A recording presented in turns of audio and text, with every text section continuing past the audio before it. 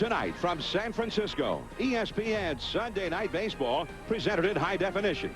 It's all about getting a second wind on the 1st of August. Which team will gather steam, which will lose it with the playoffs in sight. This much is certain: for any team to reach baseball's upper atmosphere in autumn, their stars will have to shine.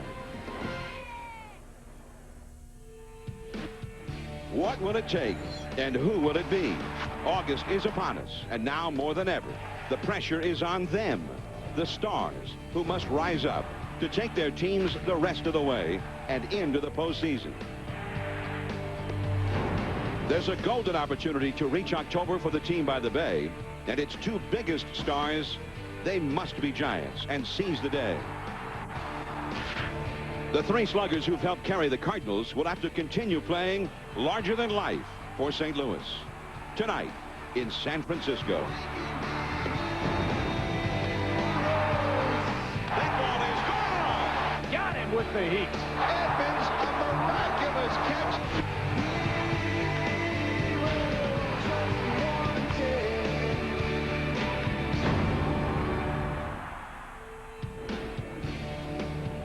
Tonight from the shores of San Francisco Bay, ESPN Sunday Night Baseball presented by McDonald's. The St. Louis Cardinals and the San Francisco Giants are about to play the final game of their three-game series, and it is the rubber match of the series between these two National League pennant contenders. Hello, everyone. I'm John Miller with Joe Morgan, and welcome to Sunday Night Baseball, and welcome back from the Hall of Fame, Joe. Good to be back. All right. Now, we've got Jason Schmidt on the mound, an all-star. He's been the best pitcher in the National League this year, 13-3, but he's up against this Cardinal ball club. Joe, these guys are hot, and they had the best record, the best pitching, the best hitting, and they got those three sluggers in there, Rolen, Pujols, and right now the hottest of all, Jim Edmonds. And they have a very balanced attack, and Edmonds kind of personifies this offense. He hits for a high average. He's hitting 300. He hits for power. He has 28 home runs, and he has speed. This is what makes them such a great offensive ball club. They can beat you in so many different ways, and they all know what they're doing with the bat. All right, so when you talk about sluggers, the Giants have one of the greatest of all time, Barry Bonds. He turned 40 just last week. Now, Bonds with 27 home runs this year, 685 lifetime, but 27 this year, even though he's been walked 147 times. And, John, this is something we normally do not get a chance to see. That's Barry Bonds get 3 or 4 at-bats in a ball game without a walk. But the Cardinals are competing against Barry Bonds. They're pitching to him. They're going out to try to beat him and the Giants. But make no mistake about it, if they get in the late innings and Barry Bonds can hurt him, he will walk him. But the good thing for all of us is he will get some at-bats tonight. All right, so Bonds up against Woody Williams. The Giants going in this rubber match of the series with Jason Schmidt. He just had a 12-game winning streak that ended recently. 13 of his last 14 decisions he's won. Big, strong, hard-throwing Schmidt about to face the Cardinals when we come back with the first pitch after this.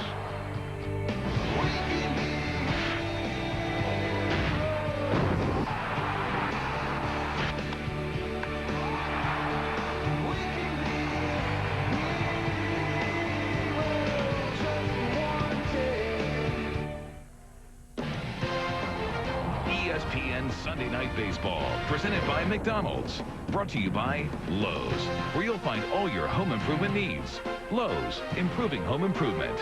And Reebok Classic Flip Groove, available only at Foot Locker. This is the downtown home of the San Francisco Giants, Sunday Night Baseball. The Cardinals and the Giants getting ready to play ball here, and right now the sun has disappeared behind some fog that is rolling in from the Pacific, and that is good news for the hitters here today.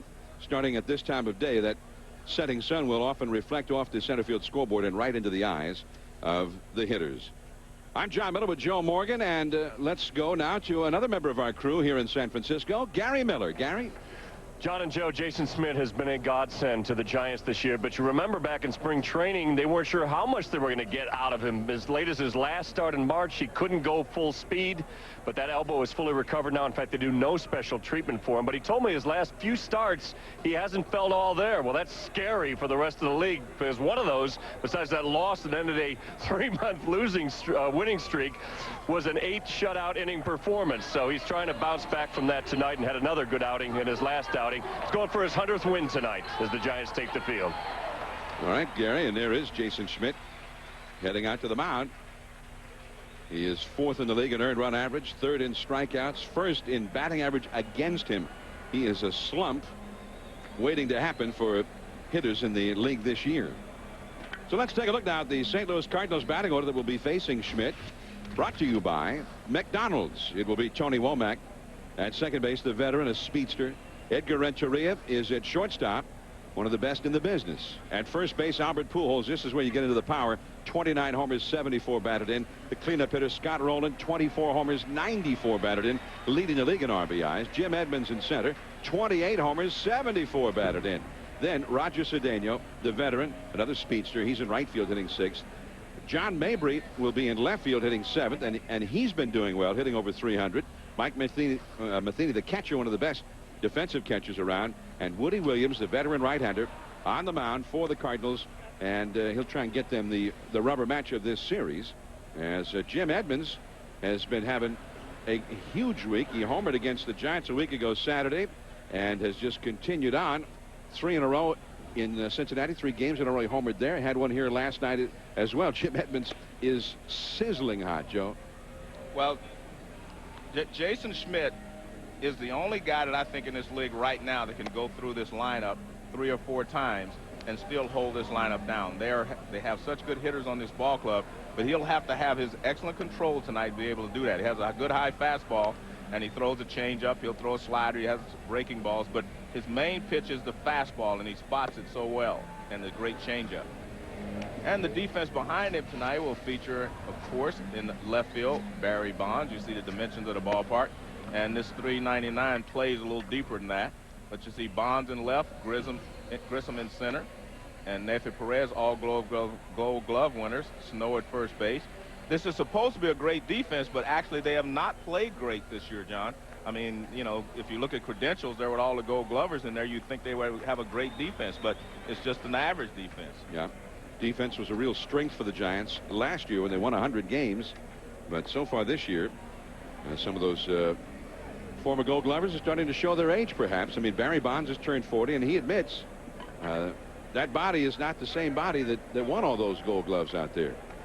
So here we go. Tony Womack. And one thing is for sure, Tony Womack, he still runs fast. And that one just misses for ball 1. And we are underway here. Fastball from Schmidt.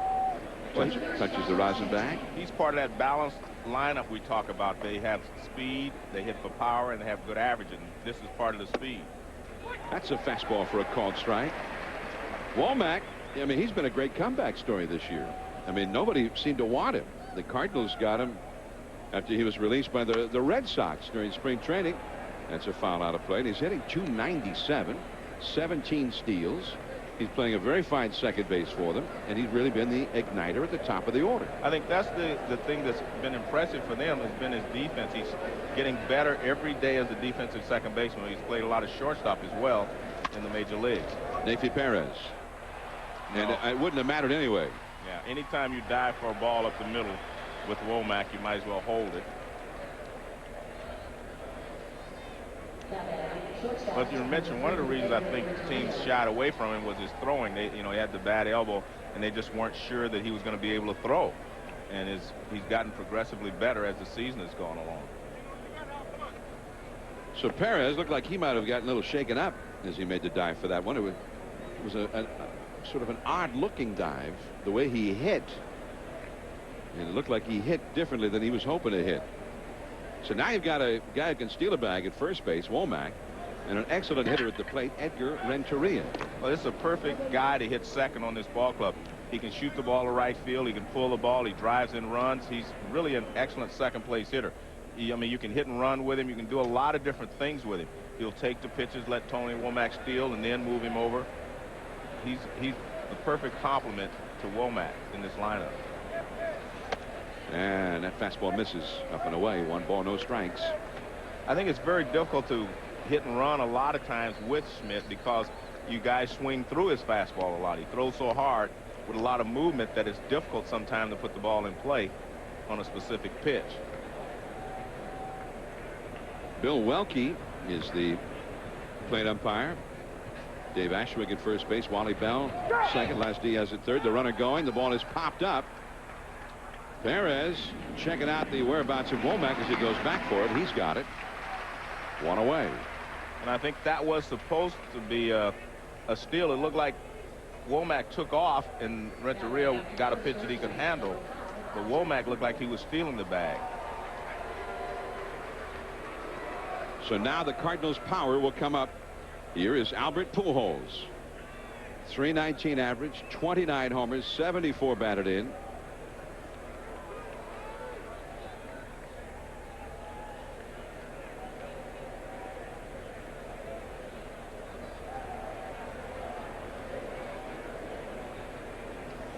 Down and away, 1 ball, no strikes to Albert Pujols. You know, Pujols has set such a standard in his first 3 years that now in his 4th year, these numbers seem a little bit low. You're right, they seem ordinary. You know, when a guy has just come out of the gates blazing as he did, he set all kind of records for home runs his first few years and batting average, RBIs, everything else. That was the high hard one at 95 miles an hour. Now you see his first 3 years, his average year, 38 homers, 127 RBIs, a .334 batting average. So he's not just up there swinging from the heels. No, and he uses the entire field. He has just as much power to right center as he does to left center. Excellent hitter. You pitch him away, he will hit it that way. And Schmidt challenges him with the high hard one at 96 miles an hour. And not only was it high and hard, but it was toward the inside part of the plate. That forces him to try to pull the ball. If you throw that pitch away, he'll go the other way with it. See, it's up and in, and he tries to pull it, and he can't catch up with it. I mean, when Schmidt turns the fastball loose up, you better lay off of it because very few people can handle it. Now, Pujols does not often swing and miss. He's only struck out 28 times all year. Schmidt, of course, an excellent strikeout pitcher. A changeup, and that's in the dirt. 2 balls and 2 strikes. Pujols has not fared well against Schmidt. Only 1 hit in 12 career at bats for him versus Schmidt. Well, they're both still making adjustments. I mean, and obviously Pujols needs to make more adjustments than Schmidt does. But 12 at bats, you're just still learning about how he wants to pitch you. And I was a little surprised he didn't go back upstairs with another fastball there after he got him to chase one. 2-2 the count. Runner goes. That ball is a soaring foul. For a moment, I thought it was going to leave the whole ballpark. Well, I thought it was going to hit him. I thought the ball was going to hit Pujols. It was tailing in, and he just barely got the barrel of the bat out there to protect himself. Watch this pitch. It's tailing in on him. It's supposed to be away. See how it's tailing in on him? I mean, he just fights it off. He was just lucky to get wood on that bat. It probably would have hit him. He almost fought it off into Market Street. 2 balls, 2 strikes. Womack not running.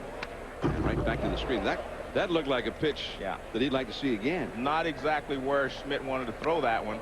Again, I'm surprised it has not thrown that fastball up and in. Just give him another look. Give him a chance to help you out. That's kind of where you see Albert going the other way with it as well. I mean, he wasn't fooled with that pitch at all. 2-2 the count. But when he's such a good hitter with 2 strikes, I think he becomes a little better hitter, a little more selective. Womack not running.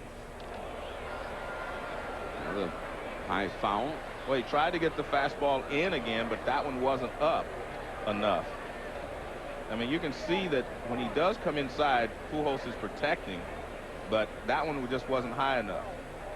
Well, now Pujols in this at bat has seen a lot of pitches from Schmidt now. He's seen his fastball, many fastballs, even a changeup. This is the 8th pitch of this battle between Albert Pujols and Jason Schmidt, the great slugger, the great power pitcher. But even if it doesn't pay off this at bat, it will help him the rest of the game. There goes Womack. Strike 3 and a changeup. And Womack steals the bag. They actually ended up knocking that ball down. The one-hop throw by Torrealba. So Womack steals second. And for only the 29th time this year, Albert Pujols strikes out. Well, he set him up for this. He threw a lot of fastballs in, and now he makes the changeup that starts in the strike zone and breaks down and out. And there's no chance to get Womack on a changeup. I mean, you're not going to be able to throw him out. Torrealba throws well, but you can see the ball. He was there long before the ball gets there. Hits him in the right shoulder. See Womack even when he doesn't want to knock it down, ends up knocking it down. So now he's in scoring position. Here comes Scott Rolen, the leading RBI man in the National League. 94 runs batted in. Deep center. Grissom. And that ball is gone. A long home run. A tape measure shot. It ended up on the rooftop of the concession stand out there. And on that pitch, the first pitch that Rolen sees tonight, the Cardinals have a 2-0 lead.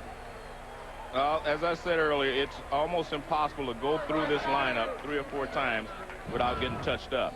And this is a fastball, supposed to be away, but it's right in the middle of the plate, middle of the body and everything.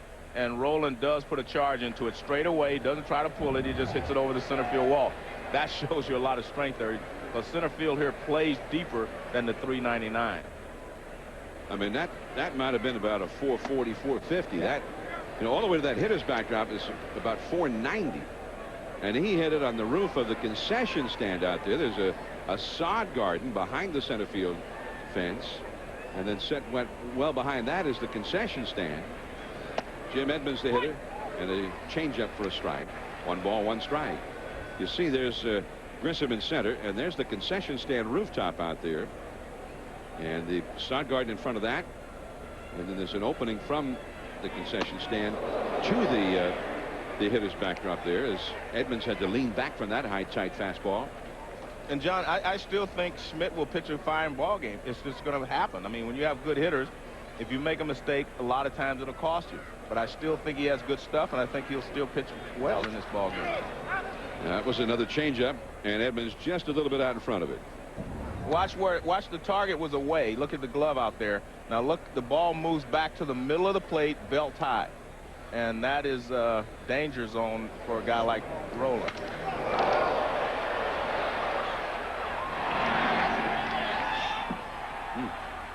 That's a big fly. That's I think McGuire was the first one I ever remember seeing hit one onto that rooftop out there. Scott Rolen. And a changeup misses to Edmonds. Now it's a full count, 3-2. Rolen now 25 home runs and 96 runs batted in. I mean, he's just having this monster year. Came into the game hitting .336. Average, power, RBIs, you name it. Changeup, a check swing. And no swing, says Las Diaz. And so Edmonds gets the walk. All right, so he's run the gauntlet here. And you go through Pujols, Rolen, Edmonds. Yeah. And that is a tough time. And trying to do it 3 or 4 times during a ball game is when it's really difficult. Because they make adjustments as you go along. And he struck Pujols out with a changeup. So he'll make an adjustment next time up. He's going to adjust to Rolen with the fastball in the middle of the plate. He's going to stay out of there. And Edmonds saw a lot of pitches as well. That was the 22nd pitch of the inning thrown by Schmidt. 1 strike to Cedeno. Cardinals first in the league in batting average. First in the league in runs per game, nearly 5.5. Second in the league in home runs, now 138 homers in their first 104 games. Tied for first in slugging percentage. Fastball on the outside for a strike. Well, the one problem you have if you're Jason Schmidt is that each one of the good hitters except for Rolen got a chance to see a lot of pitches. And from a hitter's perspective, that first at bat, if you can see all of the guys' pitches, it really helps you the rest of the ball game. To know exactly how much his fastball is moving, how his changeup is reacting, it helps you just to adjust your at-bats as you go along in the game. Changeup misses up and away to Roger Cedeno. And yes, you'll see 90 miles an hour on the radar gun, but Schmidt's changeup anywhere from 87 to 90 miles an hour. It's not one of those Pedro type changeups. It's 20 miles an hour slower than his fastball. Oh man, that was a close one on the inside. 96-mile-an-hour fastball, called a ball. 2-2 now. Well, that's the first fastball he's thrown inside to the left-hander.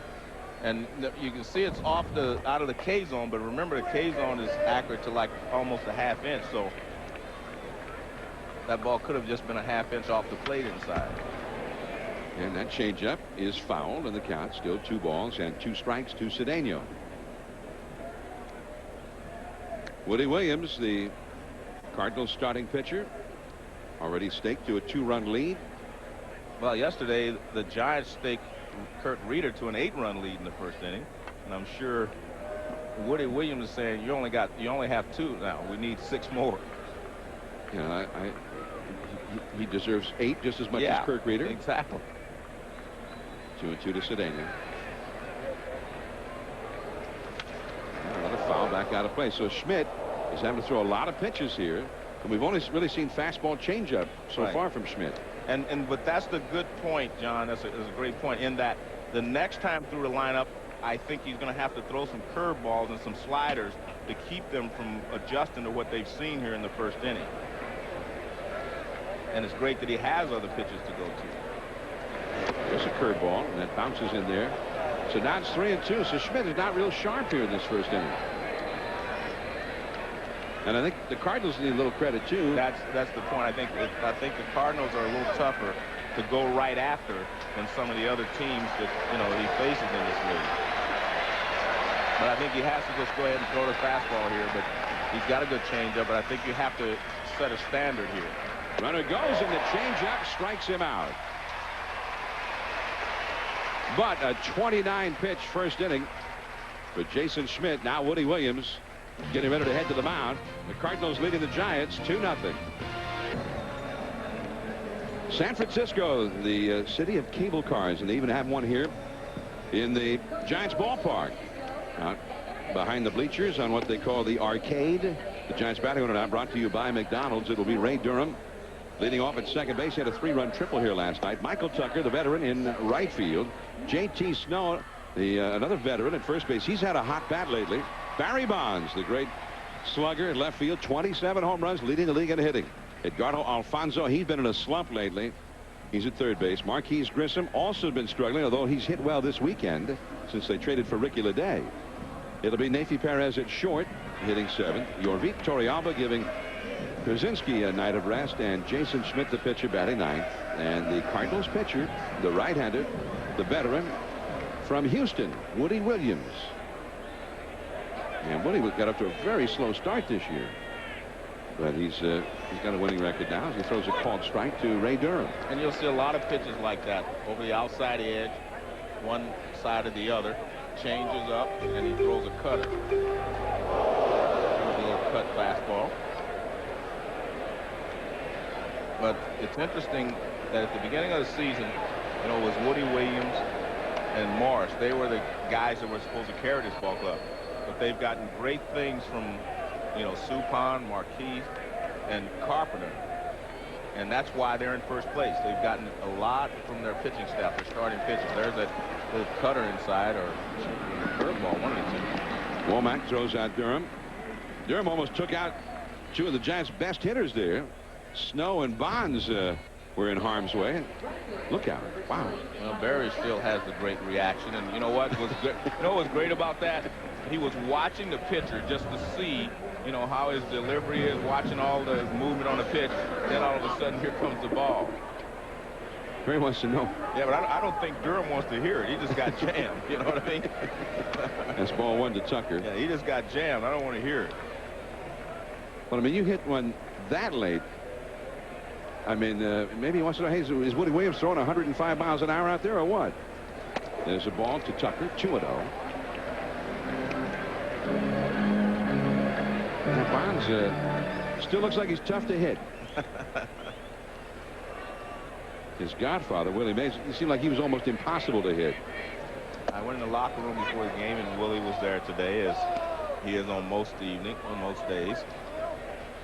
And it's always exciting just to get a chance to talk to him about baseball. Now a strike to Tucker. 2-2 the count. 2-0. The Cardinals are leading.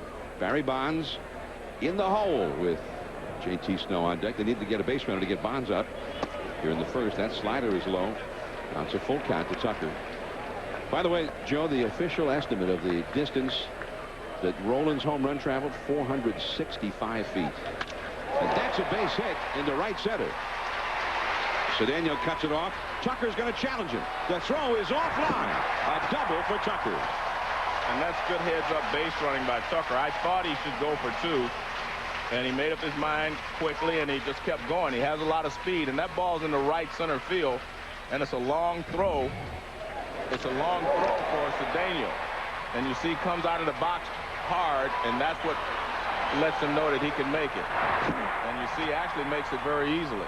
But see where the ball is, deep right center field, and he comes up and he fires. I mean, that's a tough throw to be accurate with, running away from second base and then having to throw back to second base. So nice heads up base running there by Tucker. So now, and Cedeno, had he not cut that ball off, that's a triple or even inside the park home run of this ballpark. You hit it out into that no man's land, out into the Death Valley region here. It's 420 feet to that spot. As you see Snow's numbers, 284 average. Barry Bonds on deck. Snow with the curveball missing. Snow hit 364 in the month of July. He was third in the league behind Jim Edmonds, who led the National League in hitting in July, and Albert Pujols was number 2.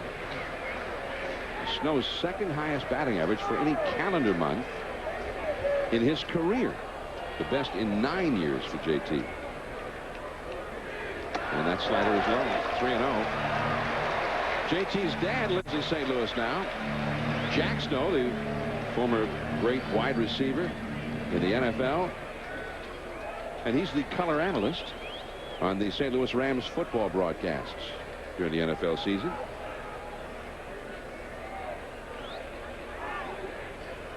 That's a strike. 3-1 now. With Bonds on deck. Now you're supposed to see pitches to hit with Bonds coming up next. That's the conventional wisdom. Well, if you hit in front of him, you do, and that's one of the things that Felipe Alou has done this year. When a guy's slumping a little bit, he put him in front of Bonds, and he gets a lot of good pitches to hit. There's another good one. And JT unhappy with that call. He thought it was too far inside. 3-2 the count. Well, the point is you get a 3-1 fastball, and that's acceptable in the strike zone right there. I mean, that's just barely off the maybe edge. Inch and a half, 2 inches. Yeah. Well, plus that's JT's power zone. And it's 3-1 count. You know a fastball's coming. Curveball, and he gets the walk anyway. Well, I don't quite understand that pitching pattern there.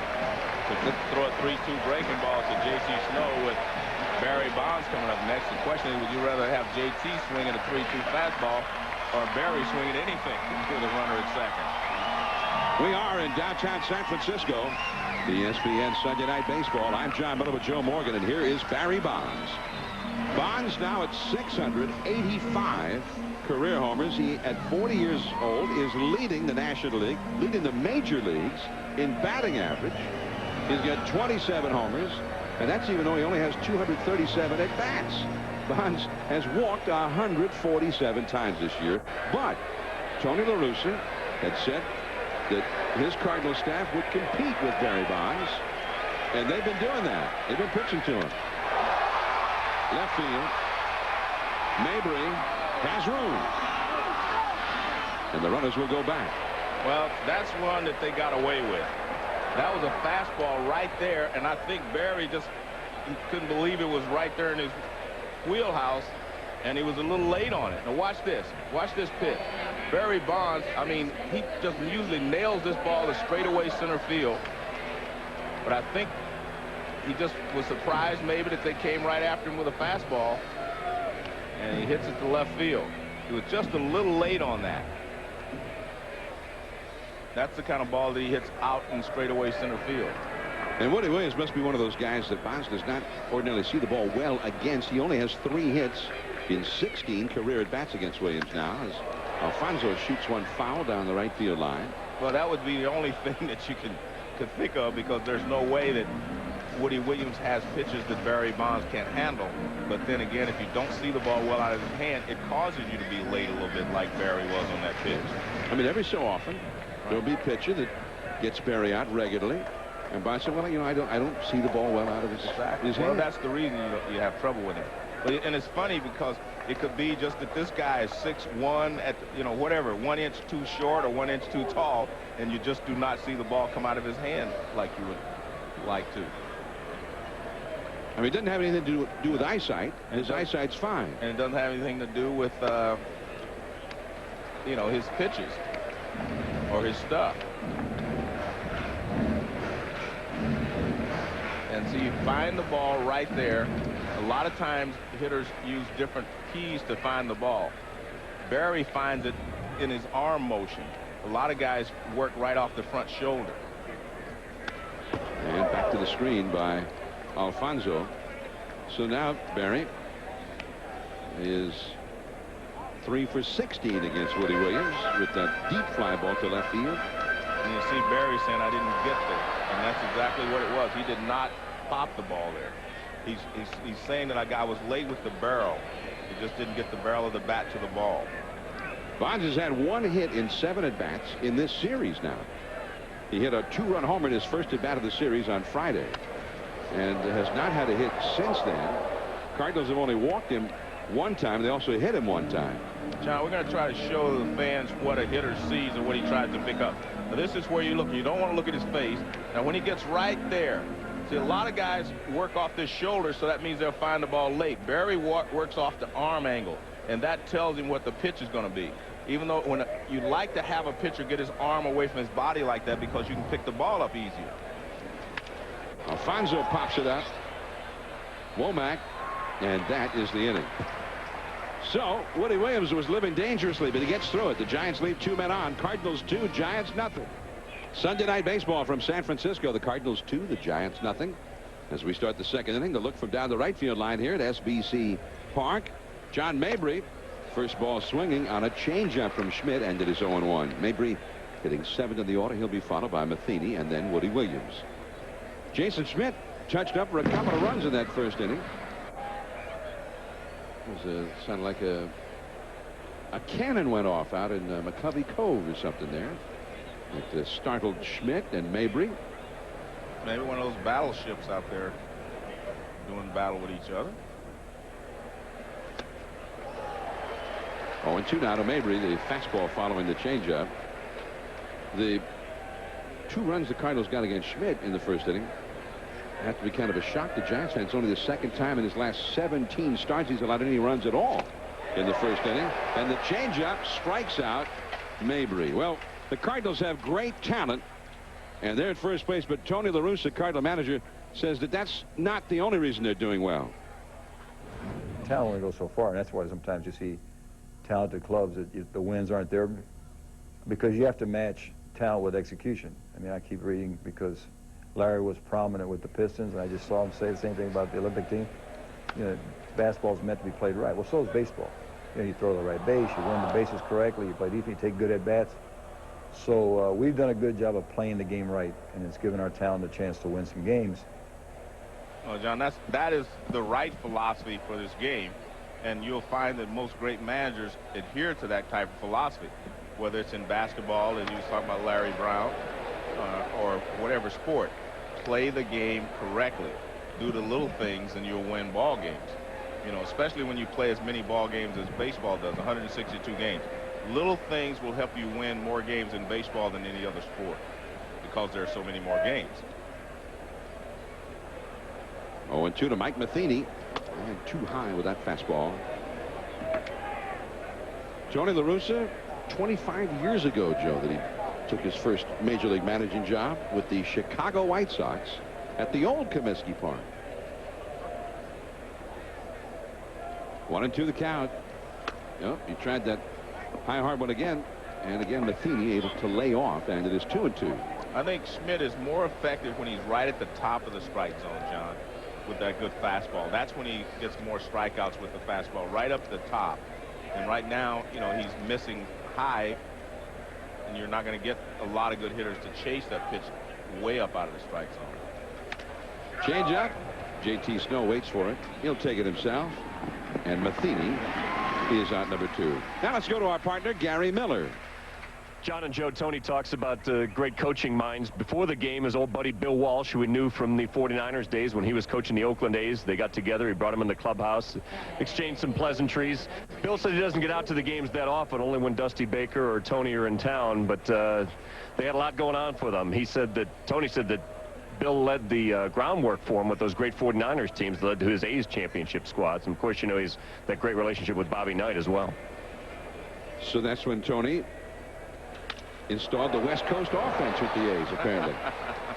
West Coast. And Woody Williams, who is one of the best hitting pitchers in the game. First ball swinging at base hit here. La Russa, the West Coast offense was McGuire and Canseco and Ricky Henderson. But again, and you can see that fraternity being that way because all of those guys are about fundamentals. He mentioned Dusty Baker, he mentioned Bill Walsh, and of course he mentioned Larry Brown and Bobby Knight. They're all about fundamentals. You know, we used to see Bobby Knight a lot in the summertime in St. Louis, hanging out with Tony and watching the ball games and on the field during batting practice. Well, when he was in Indiana, he used to hang out with us at the Reds years ago and come in and talk. Here's Tony Womack. Williams at first, the changeup swung on a miss. By the way, Woody Williams had just got that base hit. He asked us, Joe, for us to remember him to his 3 children, Hannah, Caden, and Lillian. They're all being allowed to stay up late tonight to watch the ball game, to watch Dad and the Cardinals play here in San Francisco. Well, I'm sure he would like to present them with a victory and stop the Cardinals' 1-game losing streak. And the Giants took 2 out of 3 from the Cardinals last weekend in St. Louis. And Womack taking that fastball too high. 2-1 the count. Williams, by the way, with 10 hits this year. He's in about 263 now. He's got 80 career hits. When he was in college, he was a shortstop. And a changeup too high from Schmidt. So again, we're seeing Schmidt not really all that sharp right now. Well, John, I have to tell you, I think he's fallen in love with the changeup a little bit more than normal. I mean, he uses the fastball to set up the changeup normally. Now he's using the changeup to set up the fastball. Not hit very hard. Durham's just in time at first, and the inning is over. 1 hit, 1 left. Marquise Grissom coming up with the Giants. The Cardinals lead 2-0. And there's strike 1 called from Woody Williams to Marquise Grissom. Grissom hitting .277, 15 homers, 55 driven in. A breaking ball into center. Jim Edmonds over into right center, and there is 1 away. And let's take a look at the Cardinals defense, which is a great defense. And on this defense, you'll see a lot of gold gloves on the left side and to the center. Rolen's won a gold gloves. Renteria, Edmonds, Matheny behind the plate, and Pujols has turned into a very, very good first baseman. And unlike the Giants, who have won gold gloves, these guys are playing great defense. Nancy Perez tries to drag a bunt, but popped it in the air foul. Back into the seats. It's 0-1. And I think it's very important to note that the Cardinals need to play great defense. Their pitchers are not a lot of strikeout pitchers. They let you put the ball in play. But their defense is so good, that's what you want. And Jim Edmonds in center field makes fantastic plays. And I have to tell you, Tony Womack's excellent second baseman with a lot of range. And Pujols is becoming one of the best first basemen in the whole league. So, and Matheny, Renteria, and Rolen, they are the best at their positions defensively in the league. So this is a great Cardinals defense. Perez right off the glove of Rolen, who almost got that one. Perez is going to try for 2, and he's going to make it. Rolen really, in the final analysis, succeeded in just slowing that one up enough to ensure that Nafee got a double. Well, the one thing Nafee does, he forces you to play in shallow because he can run. And you see a lot of hitters swing at this pitch because it's not that far off the plate outside, slashes it down there. Rolen tries to dive for it. Would have been interesting to see if he even came up with it, what he would have been able to do from that position. And you can see him kind of winch there. Remember, he's had a bad knee, left knee. And anytime he makes that dive, I mean, I'm sure it jars the knee and it's uncomfortable. So Perez with a double. Here is Yorvit Torrealba with the Giants backup catcher, back of A.J. Przinsky, and that one just misses on the outside. 1 ball and no strikes. Torrealba hitting .224. Well, sort of a, if you believe in signs, that first inning would seem to be filled with great signs for the Cardinals. That one's into the hole. There's Renteria from left field. One hot, but not in time. And Torrealba runs faster than a lot of catchers. Beat that one out easily. Perez holding at second. And a good job by Perez at second base, because if he would have gone, then Renteria would have had a shot at him at third base. So good job of base running there by Nathan Perez to stay out of an out. So now Jason Schmidt comes up. Nathan Perez still at second base. Well, we're seeing that Cardinal defense just as you were talking about it, Joe. I mean, Rolen almost robbed Perez of an extra base hit. And Renteria does keep that base hit on the infield. They look like they think that Schmidt's going to bunt. He does square around. Pujols wanted to go to third, then thought better of it. And Nathan Perez really got the jump and took that away from him. They get Schmidt at first. The runners advance. And I think he made a wise decision there. Make sure one out. And he did that. Now there are 2 outs, and it's up to the pitcher to keep them from scoring a run. And it's a good job. A lot of times we talk about bunting the ball to third base, forcing the third baseman to field it because he's in tight. Well, it's also a good bunt if you can deaden it toward first base, because it's very difficult for the first baseman to come all the way in, pick it up, and throw to third base. So if you can deaden it down the first baseline, it's as effective a bunt as it would be if you bunted it right at the third baseman and forced him to come in. So now Ray Durham will try and pick up these 2 runs. Durham, a switch hitter. He grounded out to second his first time. Williams from the windup.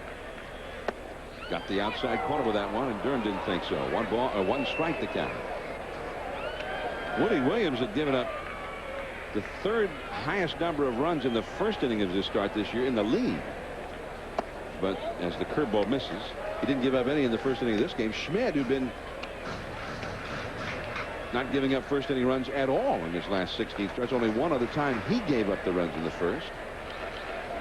Now the Giants trying to get after him here in the second. And that's called strike 2. And again, Durham shoots a glance back at Bill Welke. He thought it was too low. Well, he didn't like the outside corner, and he definitely doesn't like the inside corner strike. And Felipe Alou doesn't like it either. Well, K-Zone says it was high enough. Well, the umpire's supposed to be calling that low strike. And K-Zone says that one is definitely a strike. Curveball, and Durham fights it off. And that's what happens when you get 2 strikes. You have to protect.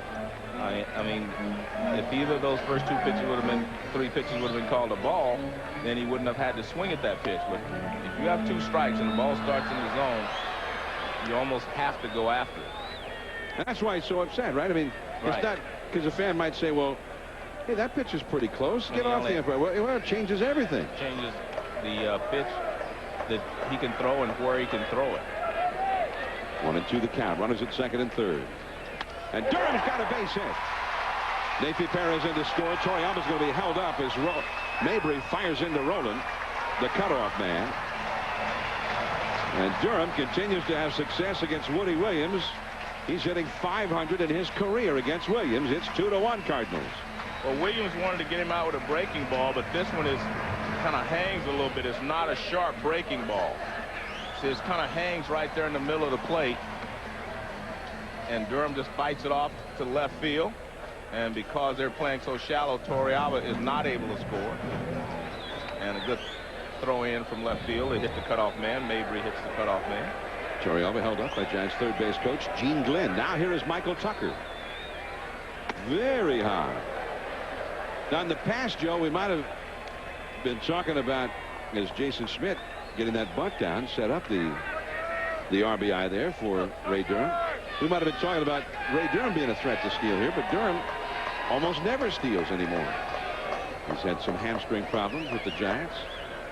That is too low with a changeup. 2-0 now to Tucker, who hit a double his first time. Well, if you watch the Cardinals, I mean, they're trying to stay away from the fastball to Tucker, trying to get him with changeups and curveballs.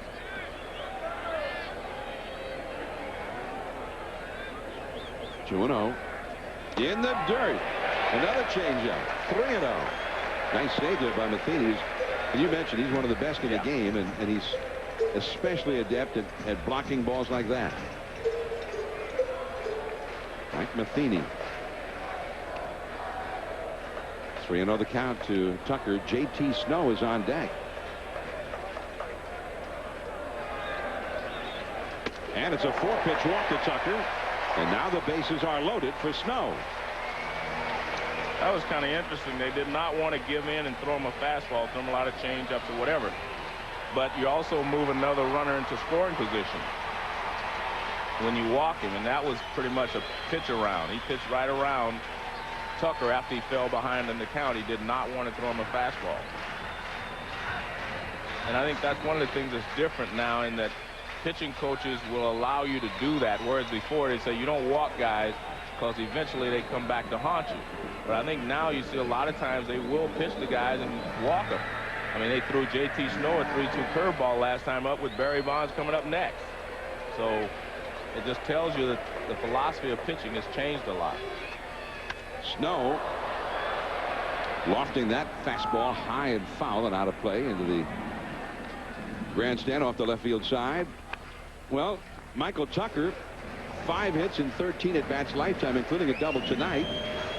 And then J.T. Snow, 4 for 14, so not a whole lot of difference. No, but I mean, I think it was just the fact that he fell behind Tucker and didn't want to give him a fastball. So he thought he'd better off trying to start a fresh count with Snow. Yeah. And now he's ahead of him, 0-2. So that kind of tells you right there that he could have thrown a strike if he'd have wanted to with Tucker with the fastball. He went right after J.T. Snow with the first pitch fastball, fouled it away, and now he's throwing the slider to him. Big spot here. Barry Bonds would be next. The bases are loaded. 2 down. And Snow backs away. J.T. Snow, as we mentioned, a hot hitter in the month of July, has also hit .326 this year in all the months put together, with runners in scoring position. Now it's 1 ball and 2 strikes. And that's the confidence that they have in Matheny there. A lot of times with the bases loaded, you take away the slider in the dirt because the pitcher doesn't want to throw a wild pitch. So you can, if you're a hitter, you can eliminate something down low. Though when you have a catcher back there like Matheny, you go ahead and throw the slider in the dirt when you get ahead in the count, because you know he'll block it for you. 1-2. Snow on that curveball. Pujols over to get it. Woody Williams covering, and the inning is over. And the Giants get 1 run out of it, but have left 5 men on base in 2 innings. When we come back, deadline headlines with Peter Gammons in 1 minute. And no rain out here in San Francisco, but there is overcast, which is a blessing for the hitters. John, there was a question asked there that I would like to answer, and that question is, are the Dodgers a better team today than they were yesterday? I don't think so. I don't think they are a better team today than they were yesterday. You know, Mota is just I think he was a lot to give up and not get as much in return. I'm a real Mota fan, because he's the reason Gagne was able to be as effective as he has been. Well, it was ironic. The first game in the 8th inning where they were leading after they traded Mota, and therefore Mota was not available to set up Gagne. They lost that game. That was last night, as Edgar Renteria taps one foul, facing Jason Schmidt. 1 ball and 2 strikes to count. But even that was the first time all year that they had a lead into the 8th inning and did not win the game. And John, it even affected today's ball game, because instead of having Mota to pitch a couple of innings, they used Gagne, you know, and now that's going to change the chemistry of their bullpen. Well, Gagne pitched 3 innings today. Yeah, and that's something that he never does, right? Because you had Mota that you could pitch 2 or 3 innings, and Gagne could come in for the save. So I don't think they're a better team. That's just my personal opinion, and we'll see how that plays out. They did win the ball game today. Steve Finley arrived, and he had a couple of hits. He had a single and a double, scored a run, as Renteria is gone. Schmidt gets his 4th strikeout. 1 down here in the 3rd inning. Gagne went 3 innings, the 9th, 10th, and 11th innings, and then Dryford did come on and get the save after Robin Ventura homered in the top of the 12th inning. But it was a kind of a scary save. Right. And it's a different chemistry in that bullpen. The bullpen was perfect, I thought, the way they had it set up. I mean, they were the best team in baseball at holding a lead late in the game. I mean, the game was over after, most of the time after 6 innings. Correct. When you're facing the Dodgers. So we'll see. But Brad Penny has been added to fortify that rotation. And they needed that. There's no doubt they needed someone to get in the rotation. And that enabled them to put the left-hander Alvarez in the bullpen that he'd been starting lately. Anyway, it certainly made for some excitement. 2-0 the count to Albert Pujols. He hit that changeup to third, and Alfonso, a little bit of a wide throw, but Snow stretches out to get it, out number 2. So Pujols is 0 for 2 now. And he was sitting on the changeup. He got it, but he didn't do a lot with it. And Rolen in the first inning, fastball, first pitch, straight away center field and deep. A true big fly, and that gave the Cardinals their 2 runs. They estimated that one traveled 465 feet. It was a McGuire-like home run. There's a ball to Rolen. John, one final thought on the Dodger trade. I also think that this was not Dee Podesto's team. This was the team that Dan Evans put together the last couple of years. And he inherited that team. Now he wants it to be his team. He wants to make it, you know, in his mold. And I think that's the other part of this equation. Now this will be Dee Podesto's team. Whether they win or lose, it's going to be his team. But before that, remember, you know, Dan Evans was the one to put all these guys together, and they all performed better this year than they did last year. So an interesting situation there in Los Angeles. There's Walt Jocketty, the Cardinals general manager, and Jocketty took a flyer on a few pitchers like Jason Marquis, the former Brave, and Chris Carpenter, whom they acquired knowing that he was not going to be able to start the season last year, but he ended up with a couple of more surgeries, never did get to the big leagues. But he was so appreciative of all the hard work the Cardinals put into his recovery. He re-signed with the Cardinals, and he's been a big winner for him as Rolen swings and misses on that 3-ball 1-strike changeup. 3-2 the count. Jim Edmonds would be next. 2 down, nobody on here in the third. 3-2 the count. Changeup for the strikeout. 5 strikeouts for Schmidt in 3 innings. 2-1 Cardinals. Barry Bonds coming up for the Giants. Woody Williams to Barry Bonds. First ball swinging. He got jammed on that one. Scott Rolen gives way to Renteria at shortstop after all. And Bonds is quickly retired. Cardinals keep pitching to him, and they've been getting him out most of the time. Well, the last time up he went away. This time up he comes inside. That's a cut fastball and a good one right there. That was a good pitch. The last time I think Barry just missed the ball. This is a good pitch. You see Barry pull his arms in because that ball moved in tighter than he thought. You see right there he was cramped. That was a good cut fastball right in under the hands. Now Edgardo Alfonso, fastball at the knees for a strike. So Bonds has only seen 2 pitches tonight from Woody Williams. And one away, which he missed. This one was Woody Williams' pitch. That was an excellent pitch there.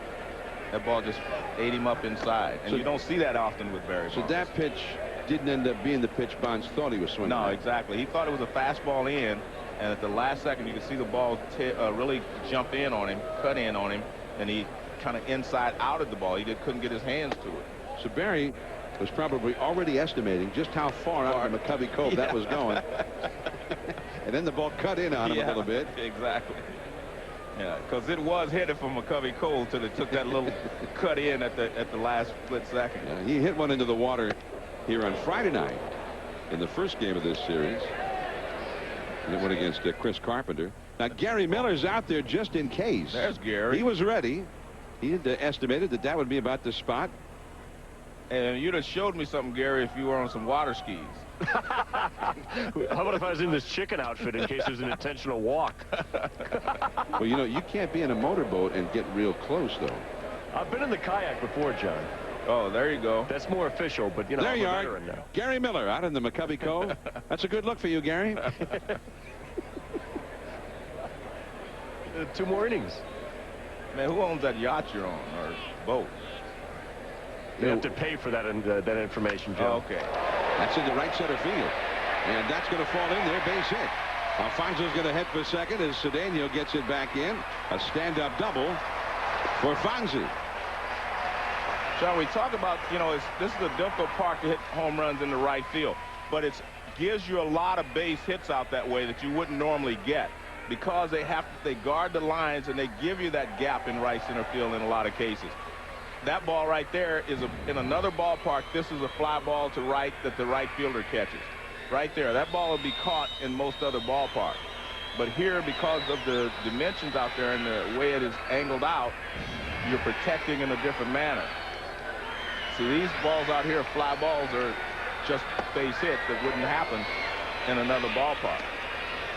Ball one to Marquise Grissom. And a little bit off to the right of that is where the big gap. The outfielder there, Cedeno's trying to play over near the entrance to the Death Valley spot here. But when you play over there, John, you give a lot of room in front of you like that. You have to cover a lot of area. He's playing very deep. Right, and that was a lot of area. See, this ball right in here that dropped in here, I mean, these are actually fly balls out here, but they're not caught because of the way the defense has to set up in this ballpark. And that deep corner out there is 421 feet away. And no one plays that deep. Albert Pujols hit one all the way to the 421 marker here on Friday night. There it is. I mean, that's just Death Valley.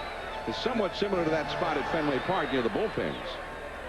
And, you know, the day before he got here in Cincinnati, Willie Mo Pena leaped over the center field wall and took a home run away from Pujols. Grissom chasing a pitch up out of the strike zone that time. 1 ball and 2 strikes. Grissom flied out to right center his first time. In fact, Pujols got robbed by Tucker out right at the 421 marker Friday. And then last night hit one not quite as deep, but again a ball that would have been a home run almost anywhere else. That one runs down and in, a sinking fastball. 2-2 to Marquise Grissom. 2-1. The Cardinals lead the Giants on what has turned into a fog-shrouded afternoon here in San Francisco. The marine layer, Joe. Marine layer, right? That's what happens in San Diego as well. Right? Yeah. Or maybe you could say the fog has come rolling in through the Golden Gate. Scott Rolen, as Grissom got jammed in that one. 2 down, and here's an update with David Amber. All right, guys, time for the Lamisil Fast on their feet. Highlight of the day, 12th inning, Dodgers, Padres from Petco. 36-year-old Robin Ventura showing some bat speed. Pinch hit home run, Dodgers win. Guys, back to you. Now, Brian Giles and Ryan Klesko and those guys were saying it was tantamount to impossible to hit a home run out there. And yet Robin Ventura did. Maybe in the daytime the ball that's what carries a little bit better down there. It is different in the daytime. That marine layer you were talking about moves in there at night, and it does knock the ball down, because I've been there a couple of times and the ball just doesn't seem to carry well at night. But that was early in the season. I mean, it probably carries better now in the summer. Well, Barry Bonds finally hit a home run there this past Thursday. The first one he's hit in San Diego in 6 games down there. As we get the look from out in the Cove. That's the port walk behind the right field wall, which is open to the public, and you can walk into those archways and get a free viewing of the game. Fans are standing out there right now in those archways, looking in through the right field wall at what's going on out here. And there they are. Those people are getting a free glimpse of the ball game tonight. The Giants' own version of the old knothole game. Matheny out chatting with Woody Williams. You've got your Torrealba, a right-handed hitter, up next. Perez hit a double his first time. A base hit here could knock in the tying run for the Giants. The Giants have had 5 hits and have received 2 walks from Williams, but have only 1 run. Renteria takes this one, and another runner stranded for the Giants, who've left 6 men on. Now the slugger, Jim Edmonds, coming up. 2-1 Cardinals.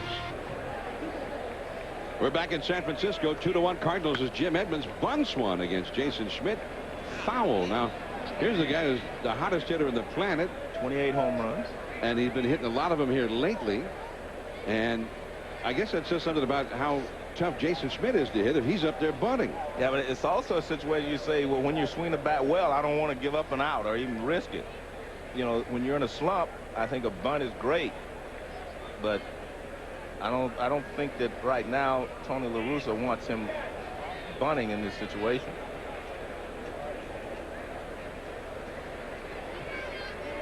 Well, he wasn't bunting there, but he didn't hit it either. The high 94-mile-an-hour fastball up out of the strike zone. See, that's the one I think that I love from Jason Schmidt. The one that's just right at the top of the strike zone, and the hitter can't lay off of it. And you see the home runs that he hit in July. I mean, he and Carlos Lee and Teixeira were the hottest hitters.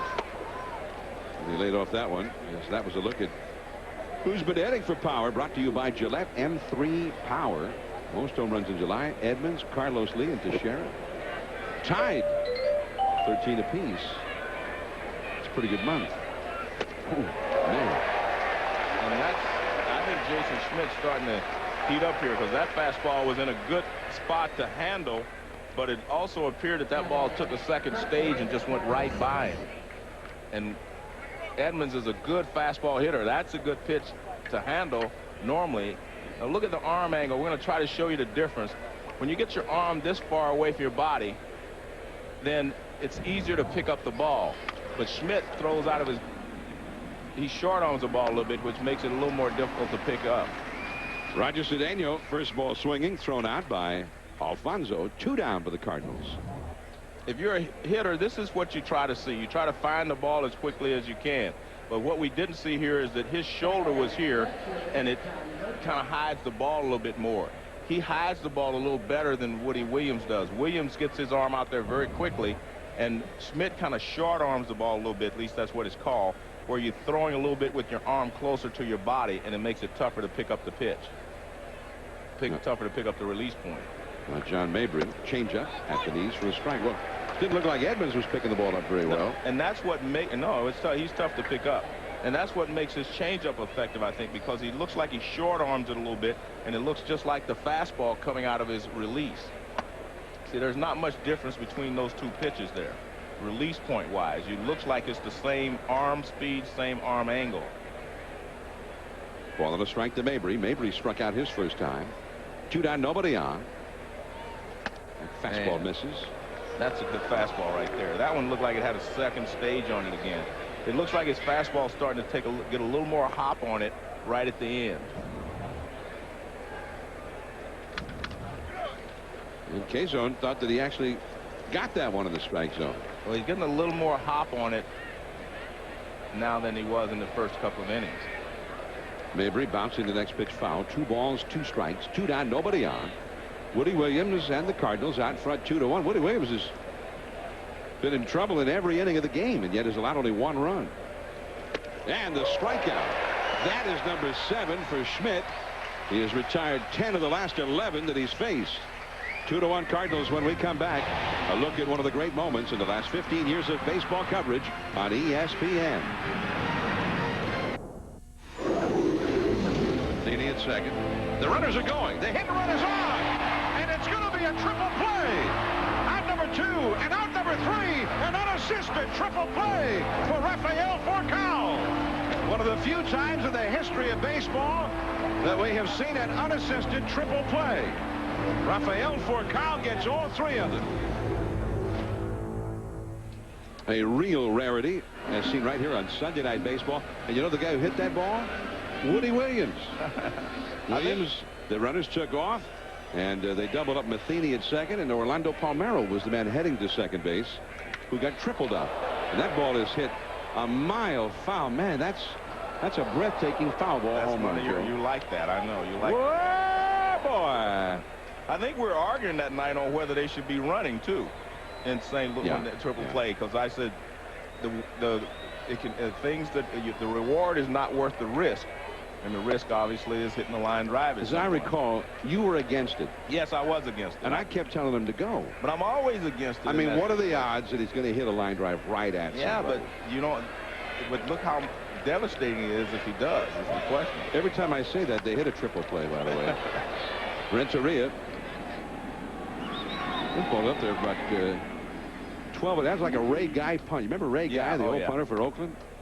And Torrealba had, as we used to say with Ray Guy, great hang time. Well, remember, John, I'm always arguing the fact that you don't gain as much as the risk when you pop the ball up, when you run with runners at first and second. Oh, come on, you just send have him. to stay out of that. Send him. And remember, my argument is that you manage against the worst thing that can happen. That's the way I believe. You manage to keep the worst thing that could possibly happen from happening. Jason Schmidt.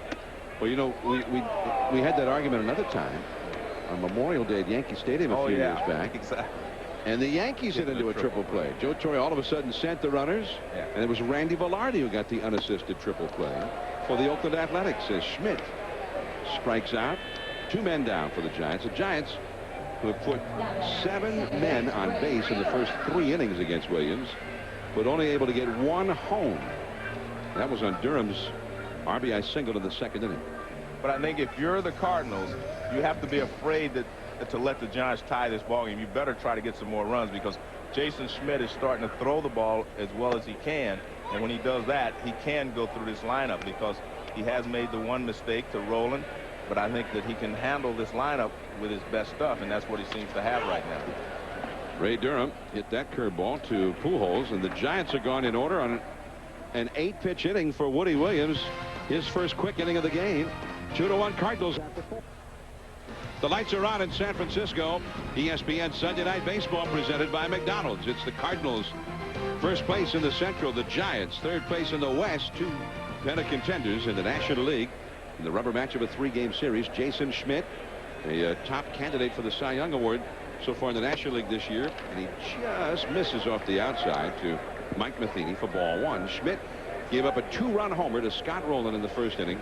The Giants got a run knocked in by Ray Durham in the 2nd. It is 2-1 Cardinals here in the 5th. And he powers a fastball right by Matheny. Schmidt has retired 7 in a row, 4 of them on strikes. He's retired 10 of the last 11 hitters, 6 of them on strikeouts. Well, he looks different now than he did in the 1st inning. I mean, his fastball has that extra hop on it. And I think that's why you'll see him throw a few more fastballs than he was earlier. He was relying a lot on his changeup. But, I mean, he has such a great fastball when it's on that he can just dominate the hitters with his fastball.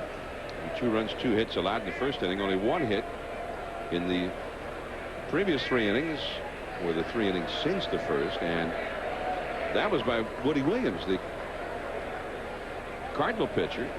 It's the only hit Schmidt has allowed since the 1st. Change up too low to Matheny. Now it's 3-1. By the way, we want to send our best wishes to our ESPN colleague Mike Patrick, who will be undergoing a bypass procedure later this week.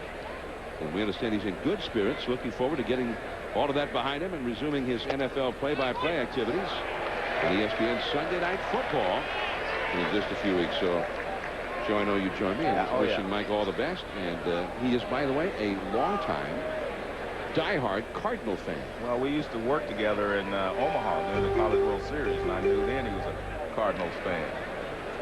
3-2 to Matheny. In right center field, Grissom. And there is 1 away.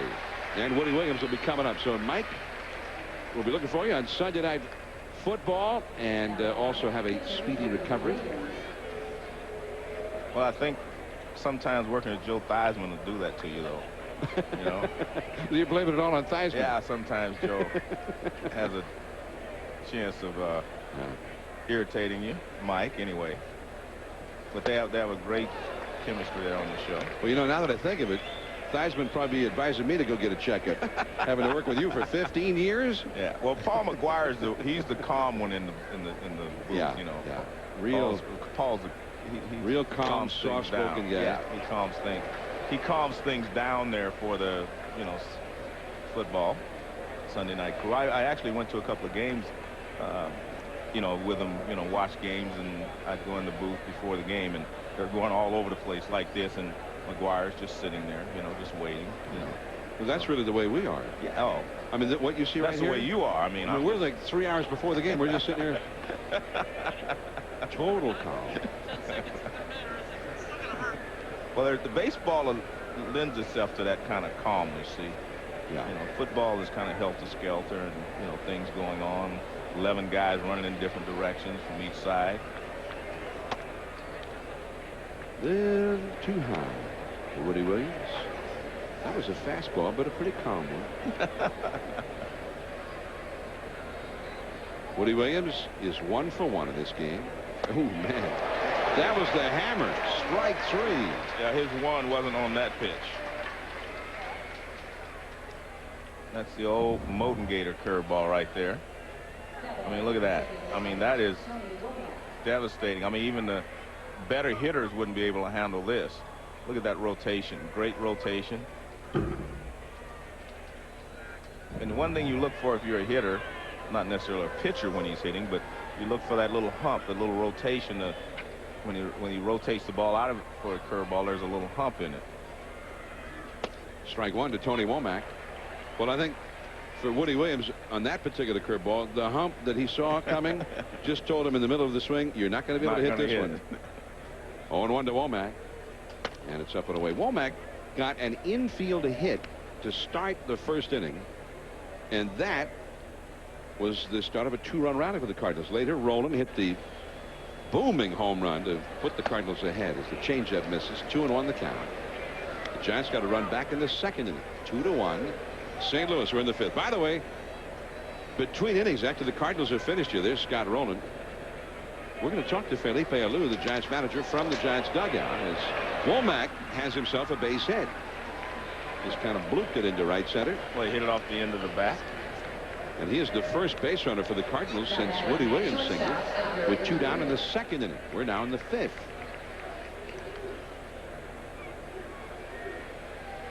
Felipe, with all the scouting reports and everything else that they have nowadays, it tells you when certain guys run, you know, what pitches they choose to run on.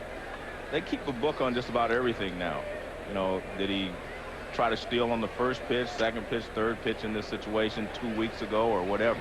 I really think that, you know, the video and everything else, the technology in the game has helped the offenses far more than it's helped the pitching staffs. I think that they've been able to dissect the pitcher's motion and everything else, and I just think that they've had more help from the technology than the pitchers have. Edgar Renteria, the number 2 hitter in the order, batting for the Cardinals here, bouncing one foul. 2 down in the fifth inning. We're at SBC Park in San Francisco, home of the Giants. The Giants need a win to keep pace with the first place Dodgers in the West. The Dodgers in 12 innings beat the Padres today 2-1, so the Giants would also gain ground on the Padres, who were the leaders in the wild card race in the National League, as well as being 2 games ahead of the Giants in the West at the start of the day. The Cardinals 10.5 ahead of the Cubs when this day began. The Cubs won their ball game over the Philadelphia Phillies, although Greg Maddux did not get his 300th win today. So now the count is a ball and a strike to Renteria, who has popped to short and struck out against Jason Schmidt. 2-1 Cardinals. Scott Rolen's 2-run homer in the first. The Cardinal offense up till now. The Giants got one of those runs back in the second against Williams. There's Womack. Seems to be the time for him to try and steal a bag here. I'm sending him, Joe. 2 down. He's got to get over to second base. I'm agreeing that I would have already sent him, but. Well, I would have to send him. Go if you get a jump. Well, I think that's most of the guys on the Cardinals team have that green light if they get a jump. There he goes. And a foul by Renteria. 1 ball and 2 strikes now. Another changeup from Jason Schmidt there. It's interesting. Womack is turned at a slight angle, John, at first base. See, so that front foot can just.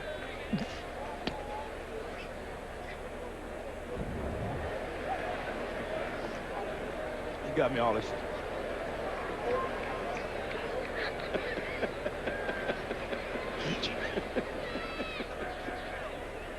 Are you okay? Joe. Try to relax, Joe. This is not football. Yeah, I was just telling you, I understand what Mike Patrick goes through now.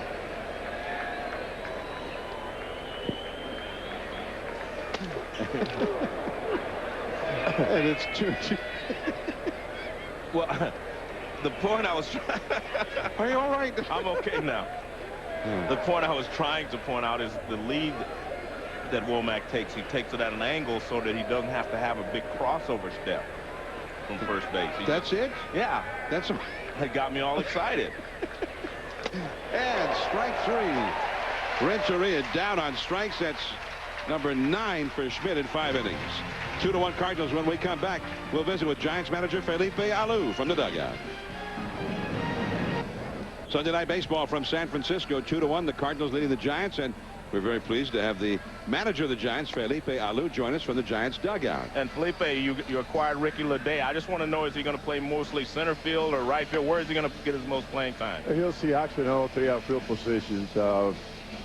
He's going to help Barry in some of the day games, and also Grissom in center field, and play some right field also. All right, now, Felipe, the bullpen has been in and out lately. I mean, if you have a one-run lead in the ninth inning tonight, who's the closer? Well, I don't know. We're looking at matchups and lefty and righties, and that's the way we've been going the last few days. Yeah, Jason Christensen actually had 3 saves for you here lately. Yeah, he's been getting those lefties out, some righties, and he's doing a good job for us. But so we use anybody who's fresh, anybody who's throwing the ball better, depending who's at the plate for the other club. All right, Felipe, we're going to let you go back to work now. Many thanks. Thank you. And let's hope you have that one-run lead. Thank you. Mike Patrick's not going to be happy, Joe. Big Cardinal fan. Well, I just, since we're in the home park, you just. Oh, I see. Yeah, and we were talking to Felipe. When I talk to Tony next inning, I'll say the same thing. How's that? Now, Sparky taught you that. Yeah. Here's Ricky Leday, acquired from the Phillies on Friday. Felix Rodriguez, the veteran reliever, went to the Phils. As Woody Williams now goes to 1 ball, 1 strike to Michael Tucker. You got Tucker, J.T. Snow, and then Barry Bonds coming up here. Leday hitting .285 of the Phillies is really the pinch hitter deluxe for Larry Bowa the last couple of years. Been one of the best pinch hitters in the National League. Former Yankee, Leday, who also beat the Giants last year in the game where Kevin Millwood pitched a no-hitter against the Giants. Leday knocked in the only run with a home run. That's a strike, and now it's 2-2. And John, when I think about the Giants, there's Peter McGowan, the managing general partner of the Giants. When I think about the Giants, I think that they've actually overachieved. You know, when you're talking about some teams underachieving, I think the Giants have overachieved. I think Felipe Alou has taken this ball club and really gotten the most out of what they have here right now. I mean, if you look at this lineup, meaning the Giants lineup, and just compare them to the Cardinals lineup on an everyday basis, and see how many Giants you would put in their starting lineup, and that'll tell you the difference in the 2 ball clubs. It's still a team game, and I think that that's why the Giants are still in the pennant race, because Alou has done such a great job of mixing and matching. J.T. Snow takes ball 1. Snow has walked and grounded out to first. Bonds on deck, and Gary Miller is preparing himself out of McCovey Cove. Did Gary wear his wetsuit? Is he gonna dive into the water in case Bonds hits one out there? That's a fun. Well, let's find out. Gary, what's the story out there? Are you ready to hit the water for a souvenir? John, if it was 700, I would. Or if I had a chicken costume, I would. Oh, Too many intentional walks. Now, the guy in the chicken outfit, Larry Ellison, has only caught 2 balls. Which ones? 660 and 661. He's got pretty good timing. That's a foul. And he gave number 660 back to Barry. Didn't have an auction for it, didn't offer to sell it back to Barry. He presented it to Barry. Barry gave him an autographed bat, things like that, and whatnot. But and Ellison just said, hey, 660. That's the same number that his godfather, Willie Mays, hit. It's special to Barry. That ball belongs to him. And that's a true baseball fan that knows where the ball belongs, you know, and whose shelf it belongs. Now, the guy in the chicken suit, that's the true baseball fan. Yeah. all right. I'm talking about what he did was the act of a true baseball fan. I'm not talking about the way he dressed. I agree with you 100%. It's just the picture didn't quite go with the statement. Yeah. But you know, when I think about it, in this ballpark, when you got fans out there, you have an armada of fans out in the McCovey Cove. I mean, you got guys out there who dress up like the governor of California, Arnold Schwarzenegger. You got, I mean, it's anything goes out there in the Cove. And Bonds takes up and away. Now, the Cardinals have been pitching to Bonds all weekend. And Bonds has had only 1 hit in the weekend. John, I tell you what, you don't want to tug on Superman's cape too often. And especially here with a 1-run lead. Curveball. That is just foul. 1 ball, 1 strike. Bonds is 0 for 2 tonight. Interesting. Bonds saw 2 pitches his first 2 at-bats. I knew he was going to see more this time. He took the first pitch, although it was a ball, but then he comes back to the first curveball that Williams has thrown him. Barry was right on it. Bonds is flied out deep to left and popped to short. Ooh, man, that breaking ball was up, and Bonds almost annihilated it. Well, they were trying to throw that cut fastball in on him again, and it doesn't work this time. That one is in the middle of the plate. See, the one that got him out on last time was off the plate in, cut right in on the hands inside corner. That was a good pitch for Barry to swing at. So Barry wouldn't mind seeing that one again. He got away with one there, did Woody Williams. Barry's only seen 5 pitches all night. He is 0 for 2. 2 down, nobody on. And Bonds tires are waiting, and he backs out for a moment.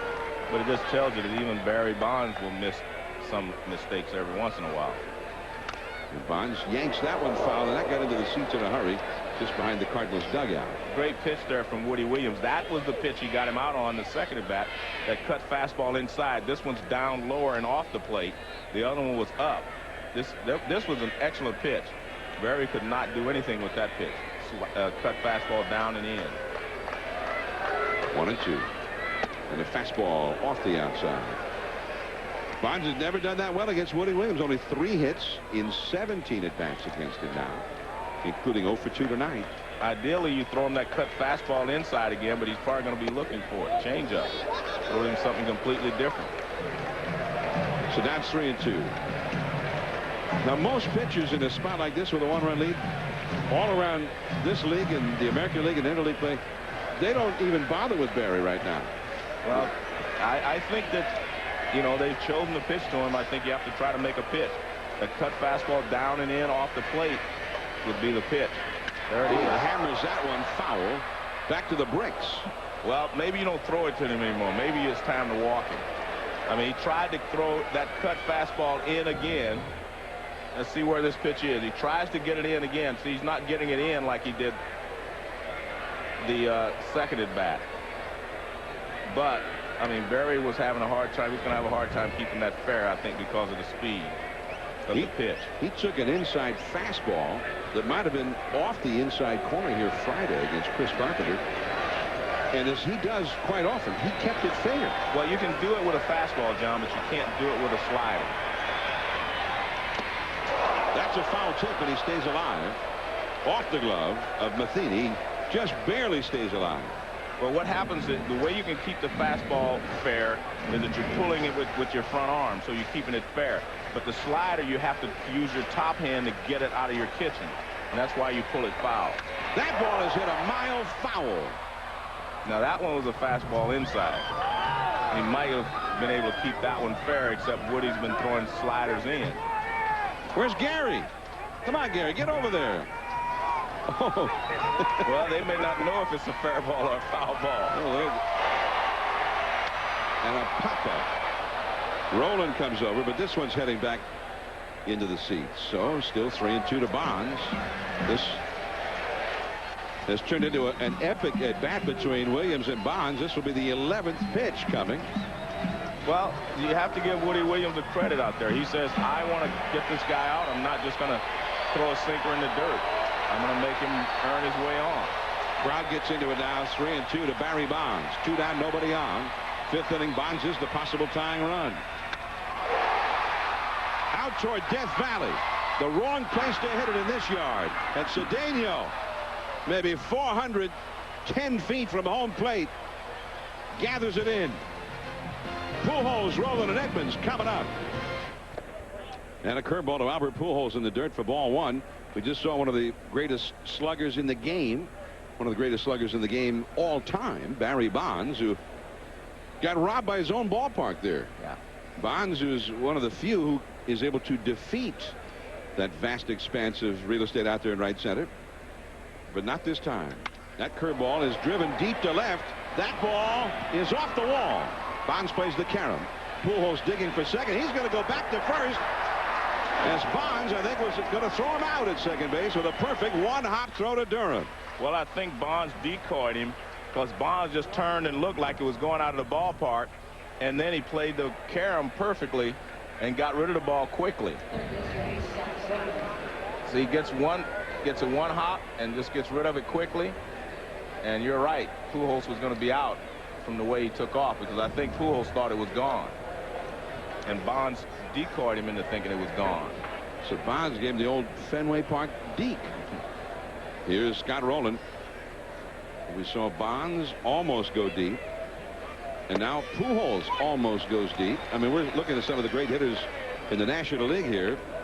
Having seen Bonds, now Pujols, and here's Scott Rolen, who hit a 465-foot home run in the first inning tonight for the Cardinals. 2 runs. Up and in. Well, the one pitch he's had success with Rolen tonight has been the changeup. He got him to chase it in his second at bat. And he's thrown him 2 straight changeups here in his third at bat. He struck out Rolen in the 3rd inning after Rolen's home run in the 1st on the first pitch he saw tonight. Alfonso's got it from his knees. The second one. Durham over to first. Not in time. Nice turn by Durham at second. Nice play by Alfonso. If he would have come up with it cleanly on his dive, I think they could have turned it, but that's about as good as you can do under the circumstances. And watch, he doesn't find it right there. He has to get up and find it. Interesting. Pujols goes into the outside. He didn't go straight in. Very close play at first. Well, we can't really do any umpiring. Fans were booing the first base umpire, Dave Ashwick, but that was sort of an inevitable in the Giants' home ballpark. Jim Edmonds has walked and struck out. Another power hitter up. And that's one of the big differences between the Cardinals and the Giants. I mean, yeah, you get Albert Pujols, and then after him you get Scott Rolen, and after him you get Jim Edmonds. And you have another power hitter, Reggie Sanders, who's injured right now. So they have a lot of thunder in this lineup. Cedeno on deck. He's playing right field instead of Sanders tonight, as the count to Edmonds is a ball and a strike. Edmonds has walked and struck out. It was interesting. Edmonds was taking that pitch all the way, and the umpire called it a strike. I mean, he was going to take it if it was down the middle or wherever, and he was still upset because the umpire called it a strike. He wasn't going to swing anyway. That's inside. 2-1 now.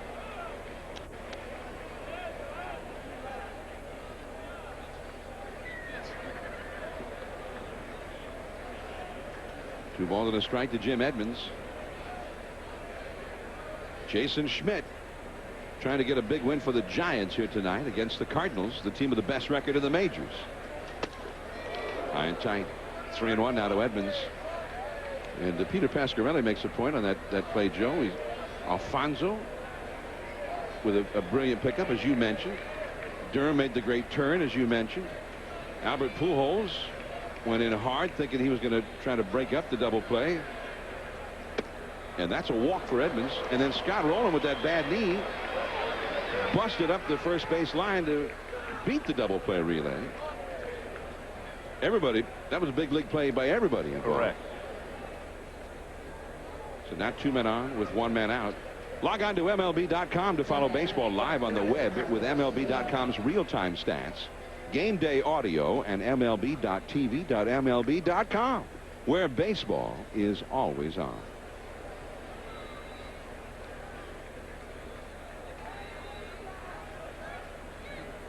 Here's Roger Cedeno. He is struck out and grounded out to third. Switch hitter batting left-handed. But slowly, Durham juggles it, gets nobody.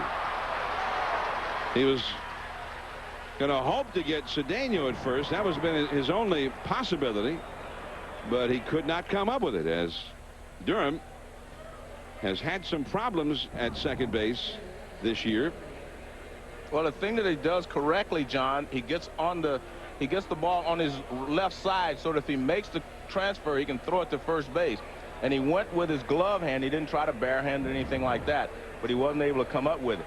But you play it off to the side there so that you can transfer it and make the throw on your next step. He did everything right. He just didn't catch the ball. Now John Mabry, a high pop-up foul out of play into the lower deck on the left side. 0-1 the count.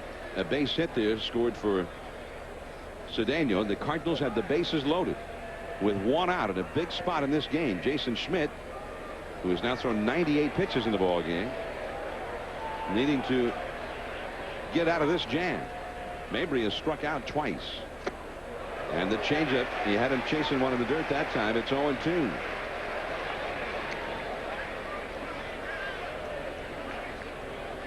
No balls, 2 strikes to Mabry. Jason Schmidt goes into his windup in a unique way here, John.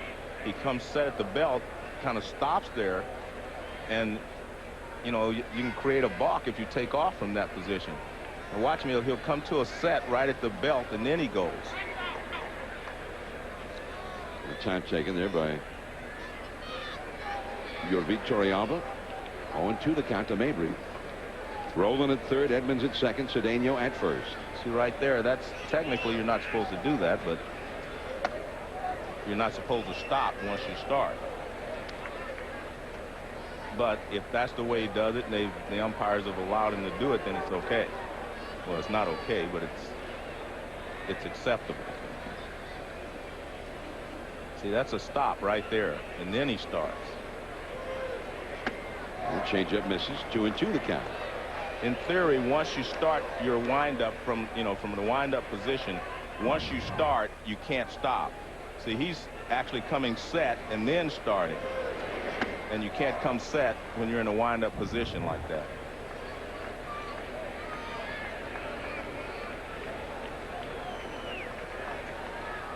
It's almost like the see, that's a set right there, and you can't come set when you're in a windup.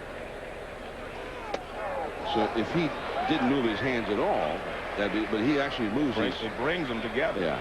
If he was standing there with his hand in his glove and then starts, that's okay. But you're coming from a starting position to a set position and then winding up. You can't do that. Well, it was 0-2 to Mabry. Now it is 3-2 with the bases loaded. Big pitch right here. JT Snow goes home in time, and a nice play made by Torrealba. Snow could not get the ball out of his glove initially, and then his hurried throw was low and wide, and Torrealba had to reach toward the runner to grab it, but he held on to it as Rolen slid into him for the force out. Excellent play on both parts. I mean, Snow made up his mind he was coming home. He did have trouble getting it out, but Torrealba makes a fine play to stay on the bag. See, right here it should be an easy play, but he had to take an extra step. And there you see a good job by Torrealba to keep his foot on the plate and make the catch. The one thing for kids to remember out there, anytime you re-grip or reach in your glove, you're giving the runner 8 feet on running stride and 12 to the real fast runners. Bases loaded, 2 down. Here is Matheny. Strike on the outside of the knees. Schmidt really trying to keep the Giants in this game. They're already down 2-1. Well, it's just so difficult, John, to go through the middle of this order, you know, just consistently and get them out 3 or 4 times a game. I said that at the beginning, and it's still true. 1 strike to count. 1 ball, 1 strike now. It's been a long night for Schmidt. That's 105 pitches, and he has not yet finished the 6th inning. So it's been kind of a high-stress evening for Schmidt. Although it's a cool evening here in San Francisco. Not one of those hot, humid St. Louis kind of evenings that can sap your strength. That changeup bounced foul. 1 ball and 2 strikes. Matheny has bounced to first and flied to right center. He is 0 for 2. 2-1 Cardinals. Edmonds, Cedeno, and Mabry, the 3 base runners now.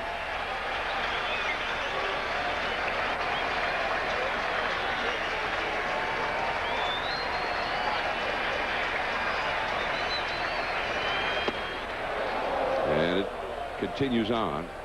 2-2. And now Torrealba is going to go out and talk to Schmidt. Threw him a changeup there on 1-2. Right. I think it was a good pitch there in that situation.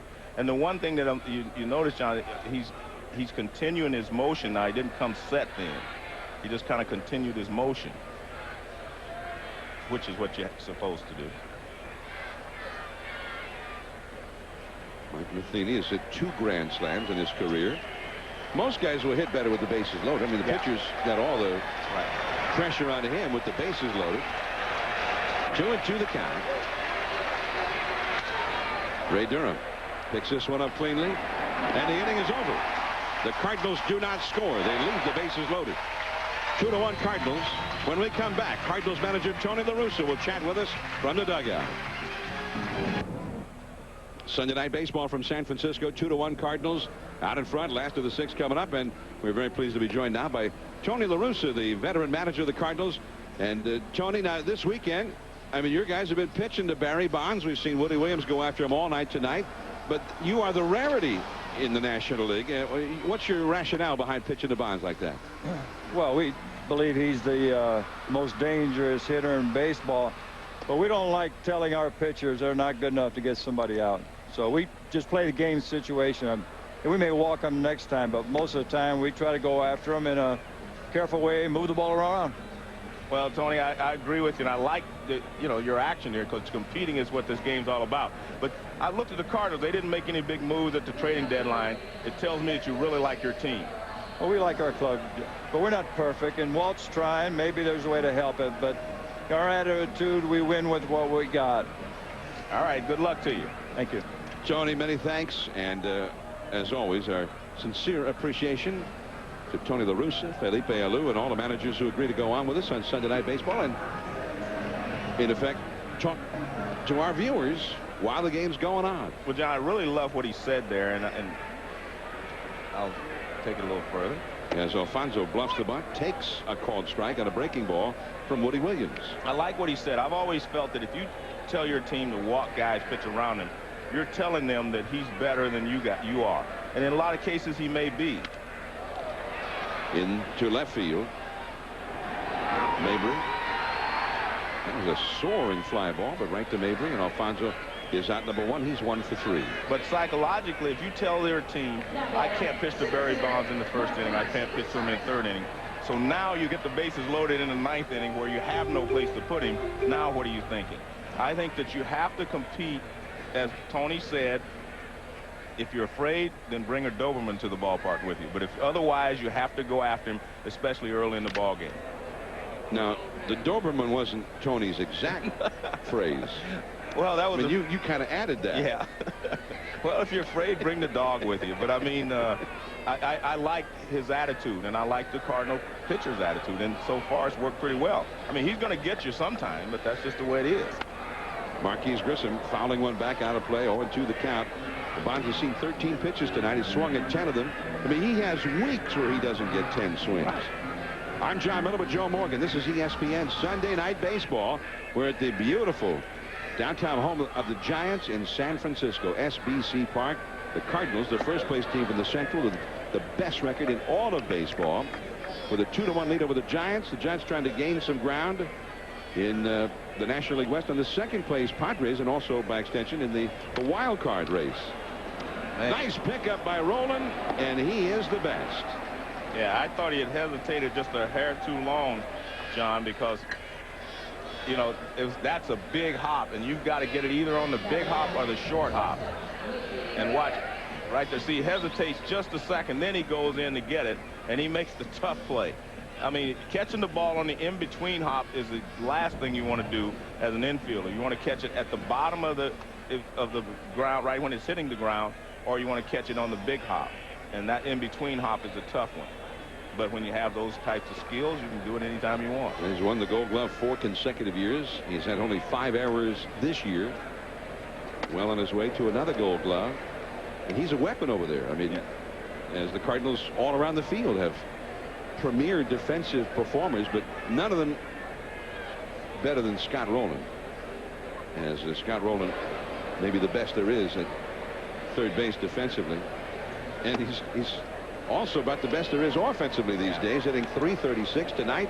He hit a 2-run 1st inning homer, and really was overkill, Joe. He hit it 465 feet. He only needed to hit it 399, but he hit it 465. The Cardinals are still leading by virtue of that home run. There's Tony Womack, and he throws out Nathy Perez, and that's a nice grab by Pujols on a wide throw. 11 in a row retired by Woody Williams, 2-1. In our 15th season, this is ESPN Sunday Night Baseball. I'm John Miller with Joe Morgan, your Sunday night telecasters. And the San Francisco Giants are trailing the St. Louis Cardinals 2-1. We're at SBC Park. Used to be called Pacific Bell Park. And the fans out here fondly refer to it as Pac Bell Park. And that's a ball too low from Schmidt to Woody Williams. Williams has a single, and he's also struck out. 1 for 2. We're in the 7th inning. 2-1. The Cardinals are leading. This could be Schmidt's final inning. He's already now at 109 pitches for the game. That's a called strike. 1 ball and 1 strike. Oh, there was one game he threw, what, 135 or something? When he pitched a 1-hit shutout at Wrigley Field and beat the Cubs 1-0, he threw 144 pitches in that game. 1-2 the count. It was a night it was actually cooler than this. The wind blowing in at Wrigley. And there were a lot of circumstances involved in how he was able to stay in that ball game, because he's had some arm problems in the past and is not afraid to tell Felipe Alou that, hey, I've had it on a given night. But that particular night he felt strong and pitched about as strong a game as anybody's ever pitched against the Cubs this year. Right. He beat Matt Clement 1-0 at Wrigley, and that was about the time the Giants turned their season around. They were 15-23. They'd just been swept at home by Pittsburgh, and there was a lot of talk that maybe the Giants were going to start making a lot of changes. They won that game. 2 days later, they won another ball game at Wrigley, and that started a 10-game winning streak. And the Giants stayed hot for a good long while. At one point, they were 28-9. Going back to this time when Schmidt pitched that 1-hitter, and they blew by everybody, moved ahead of the Dodgers eventually, and were in first place in the division for a while. A.J. Przinsky, the Giants' new catcher this year, the former Twin, he got hot in that stretch after a very woeful start. Still 3-2 now to Woody Williams. Przinsky is hitting .295, and offensively he's just about what you would have figured when you brought him over from Minnesota. Well, Woody Williams is ratcheting up that pitch count, and Jason Schmidt here. John, the one thing that's surprising is the Giants do not have a good record against, right-handed pitching when they have all these, left-handed hitters. You have Barry Bonds, who's left-handed. You have J.T. Snow, left-handed. Nathan Perez, Tucker. I mean, you would think they would have a better record against right-handed pitching. Well, that was what they thought would happen, as Williams fouls another one away here. This is going to be the 10th pitch of this at bat coming up here to the pitcher. Well, you mentioned the fact that Woody Williams is a good hitter. He's not a guy that just comes up here and makes an out. I mean, he's got an idea at the plate, so he's fouling off some pitches. Jason Schmidt's trying to blow him away, and he hasn't been able to.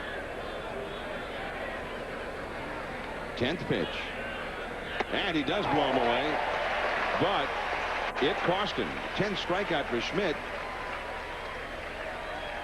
John, I was wanting to show you a little difference in Jason Schmidt's release and Woody Williams. Now, Woody, of course, on the left.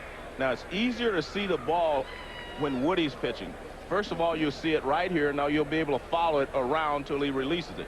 Jason Schmidt, on the other hand, is behind his head. Even if you're the hitter, you can't see the ball.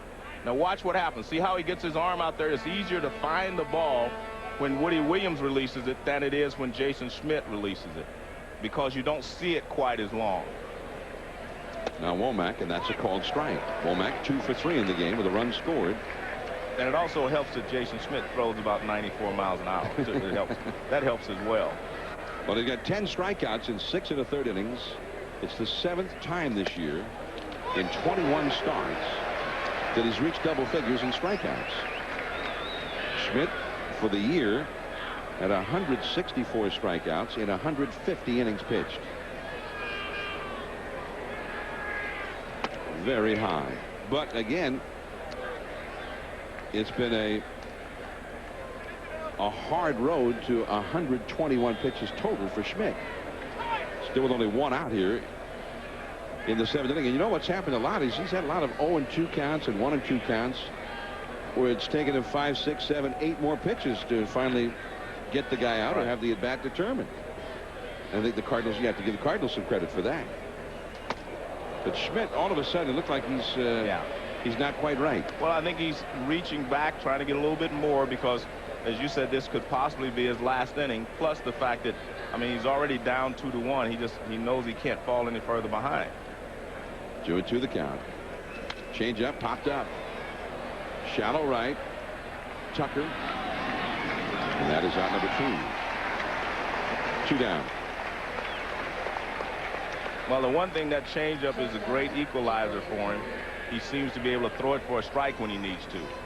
This copyrighted telecast is presented by authority of the Office of the Commissioner of Baseball. It may not be reproduced or retransmitted in any form, and the accounts and descriptions of this game may not be disseminated without express written consent. The Boys and Girls Clubs of America is the official charity of Major League Baseball. Together they create a positive place for kids. And there's a strike. The breaking ball to Renteria.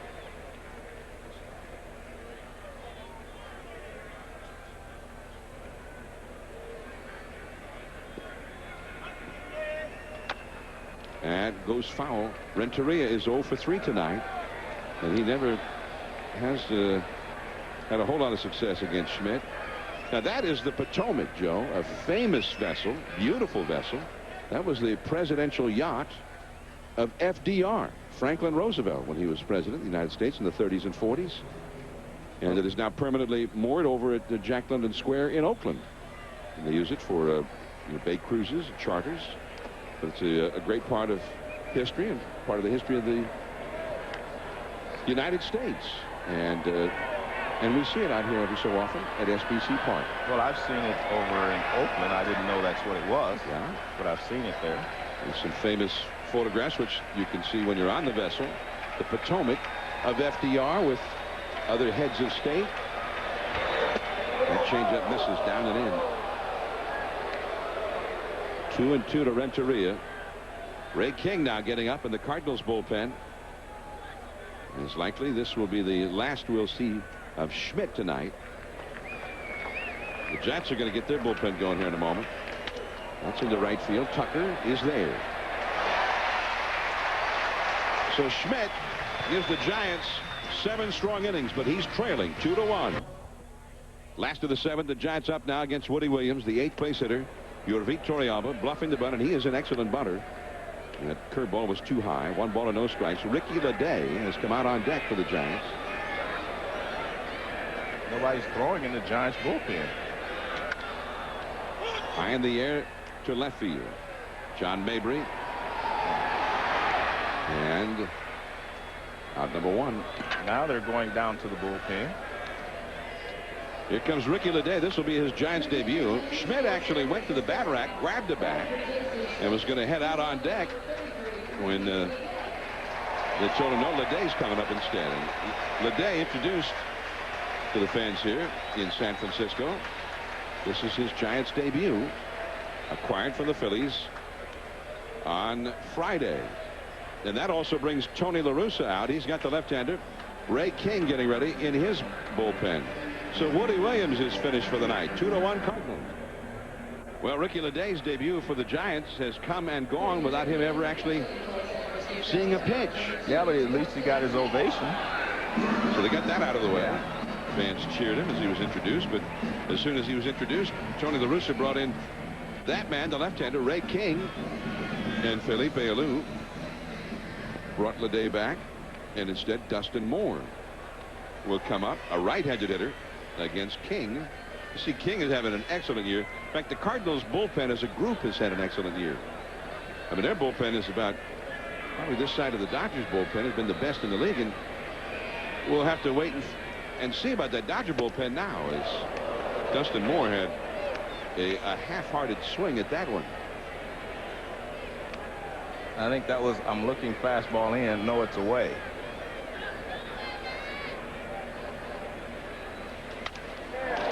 Right to Edmonds. He started back, then comes in. Number 2, and now Ray Durham, the leadoff man, will come up. I mean, Woody Williams gave up only 1 run in 6 1/3 innings and retired the last 12 hitters he faced. He was at, what, 97 pitches, and Tony La Russa went and got it. He liked the way the next series of batters, I guess, stacked up with the left-hander Ray King coming in. I mean, you have to have a lot of confidence in your bullpen to yank one of your ace starters when he's on a roll. Well, he was definitely on a roll. He was throwing strikes, changing speeds as he does so well, and he was pitching great. But this is, I mean, Tony basically kind of invented this type of situation where, you know, you shorten the game. You try to make it a 6th-inning ball game. He would bring in Oakland. Remember, you had Honeycutt, Eckersley, and guys. He would use the last 9 outs were those guys' domain. Ray Durham has driven in the Giants' only run of the night. 1 ball, 2 strikes. He singled back in the 2nd inning with 2 down to knock in a run. Giants are trailing 2-1. You saw in the Giants bullpen the activity. The left-hander was Scott Ayer. The right-hander Merkin Valdez. There's Jason Schmidt. 7 innings, 2 runs, 6 hits allowed to the slugging Cardinals. 10 strikeouts. But he leaves trailing, and if the Giants don't get a couple of runs here, he will not win his 100th career victory. Woody Williams, by the way, still could. Williams, who had 99 wins coming into this game as well. Both pitchers had won 99 career decisions before tonight. 1-2 to Durham. And he peels that one foul into the crowd. Cardinals bullpen is going to get busy again. There is Kiko Calero in the St. Louis bullpen. Cardinals trying to hang on to a 1-run lead here. Beautiful pitch right there. A pop-up. Tony Womack calls off Pujols. The wind carries it, and he makes a diving catch.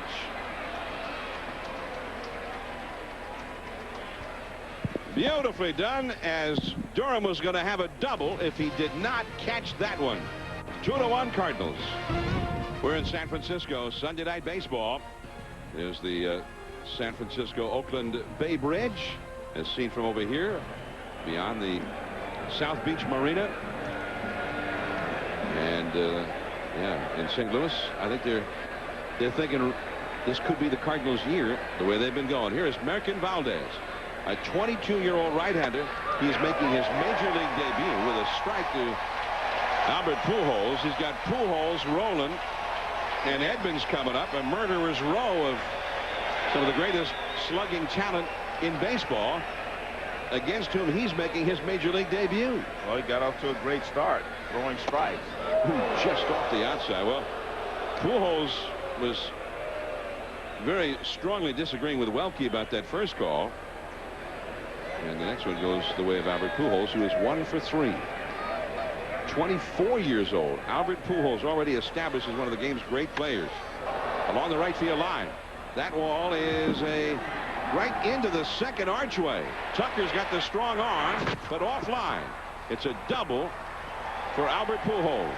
And that's, again, one of the ballpark quirks that causes this to be a routine double, because, as you mentioned, Tucker's over toward right center, playing over this way, and that gives you all the right field line.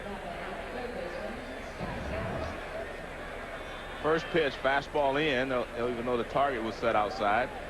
Now he hits the target just off the plate. Fastball toward the outside. He just kind of fought it off, but being as strong as he is, I mean, he still hits it off the wall in right field. Now here is Scott Rolen. Valdez in his first major league appearance. That is very high. Valdez, a very highly thought of young pitcher. The Giants acquired him from the Atlanta Braves as part of the deal that sent Russ Ortiz to Atlanta. Ortiz, of course, won 21 games for the Braves last year. Valdez signed as a very young man by the Braves originally. This is his 5th year in professional baseball already. Now it is 2-0. And I mean, you have to be nervous. I mean, remember, this is his first big league appearance in front of the hometown fans. And you just have to be a little nervous. Scott Ayer, the left-hander, and Tyler Walker, the right-hander, up in the bullpen, with the left-hander batting Edmonds to follow Rolen. Pujols at second. The Cardinals lead 2-1. And that's a foul off the right field line. He changed up on him right there. 2-1 to Scott Rolen, who hit the spectacular home run in the very first inning. Those up till now have been the only runs for the Cardinals, and they've been just enough. The Cardinals lead 2-1. We're in the 8th. Jason Smith threw 128 pitches in his 7 innings. He's gone. That one is foul. Well, you can see they're late on this fastball, but you know, the one thing that they're doing is they're leveling it off. They're not hitting a fly ball. It was a 97-mile-an-hour fastball from Merkin Valdez. Well, that's the reason to be late. 97 miles an hour when you've not seen the guy before, and you may not be able to find his release point. Scott Rolen in the very first inning, the first pitch he saw from Jason Schmidt, and that was really hit under the top of the concession stand, 465 feet away from home plate before it landed. He's got 96 RBIs for the year. He's hitting well over 400. The runners in scoring position for the year. He's got one out there right now. And again, the fastball at 98 miles an hour. And he was even a little bit later on that one. Yeah, but you know, the thing about it, John, is these are good hitters. Pujols and Rolen. You see they still, instead of bringing the bat to the ball from an arc, they're leveling it off at the ball, and they're still getting a piece of it. Those 97-mile-an-hour fastballs might have been by someone else that might have a slight uppercut in their swing. And another foul ball, a 97-mile-an-hour heater up and in. 2-2 the count. Valdez has been moved to the bullpen by the Giants here recently in the minor leagues. They think that he could one day be a closer at the big league level. They love his stuff. And as they were talking trades with teams around baseball before the trading deadline, it seemed like it always would begin with the other team asking for Merkin Valdez. The Giants have another young prospect in the minors, a pitcher that they're very high on by the name of Matt Cain. His name would always come up as well, apparently. Slider off the outside. Nerves of steel that time by Scott Rolen. Or the fact that he realized he couldn't hit it anyway. Giants bullpen has been a shambles lately. The third worst ERA of any bullpen in the league. And they were third best last year. That one a changeup, and there's Tucker. Pujols goes back to tag up, but he'll hold on. And Valdez wins that duel with Scott Rolen. Well, you may feel like he was doing Rolen a favor when he threw him something off speed, but he got the out anyway. Now Felipe Alou comes out. First base is open. You've got the left-handed hitting slugger Edmonds coming up, and the switch hitting Cedeno behind him. And Felipe, who goes out to the mound to talk with Valdez and the catcher Yorvit Torrealba, but he has not made a call to the bullpen. And then there's the call now. He's going to bring in Scott Ayer, the left-hander, to face Edmonds. Runner at second, 1 out. 8th inning. 2-1 Cardinals. We'll be right back. Scott Ayer, the left-hander, on to face the left-handed batting slugger Jim Edmonds. Albert Pujols, number 5, the runner at second base, in scoring position here. The Cardinals already with a 2-1 lead. Edmonds, after the extraordinarily hot month of July, I mean, I'm sure they had some hot temperatures in St. Louis, but not nearly as hot as his back. And now he's trying to knock in a run here, and that's what Ayer has been asked to prevent. And the curveball misses. 1 ball and no strikes. Edmonds has walked twice and struck out once in this game. The switch hitting Roger Cedeno is on deck. The Giants traded Felix Rodriguez to get Ricky Leday on Friday. There's Pujols with his lead from second. He led off the inning with a double against young Merkin Valdez. 1 and no strikes to Edmonds. Oh, apparently a little bit too high with that breaking ball. I don't think it was where he wanted to throw it.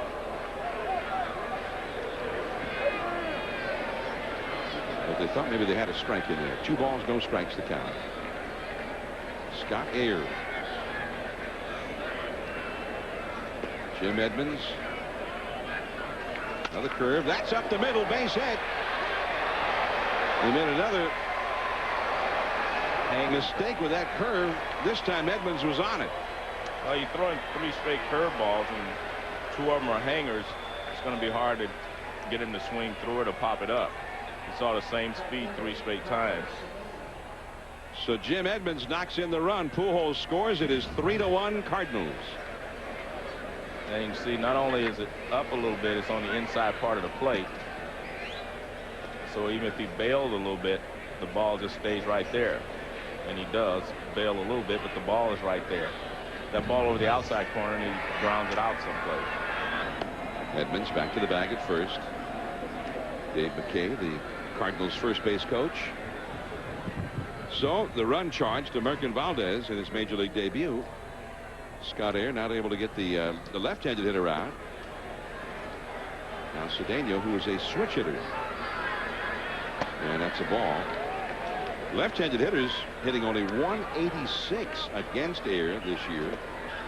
But right-handed hitters hitting only 182 against him. Well, the one problem there is that Jim Edmonds is not your normal left-handed hitter. He handles left-handed pitching pretty well. That's why he's hitting 300. And, you know, you have to make good pitches. Edmonds actually has a better average against lefties than he does against righties. Back to the bag at first as Torrealba was ready to make a throw over there, but Edmonds got back. Jim Edmonds hitting .329 before tonight's game against lefties, .291 against right-handers. Although he's shown a lot more power against the right-handers. Edmonds is now 4 for 5 in his career against Scott Air. So Air must throw a lot of hanging curveballs to Edmonds, apparently. 2-0 to Roger Cedeno, meanwhile. Air, like almost all of the Giants relievers, have been in a lot of games this year. This is Air's 55th appearance, coming in the Giants' 107th game. And he's having a hard time getting the ball where he wants to get it right now. I don't think he's thrown one pitch yet that went where he wanted it to go since he entered this game. 3-0 the count. This Giants bullpen has been a real problem. Of course, they have really not had a legitimate closer all year. Matt Herges has had 23 saves, trying to fill the void there as Air gets a strike. 3-1 now. But Herges himself went into a slump here recently.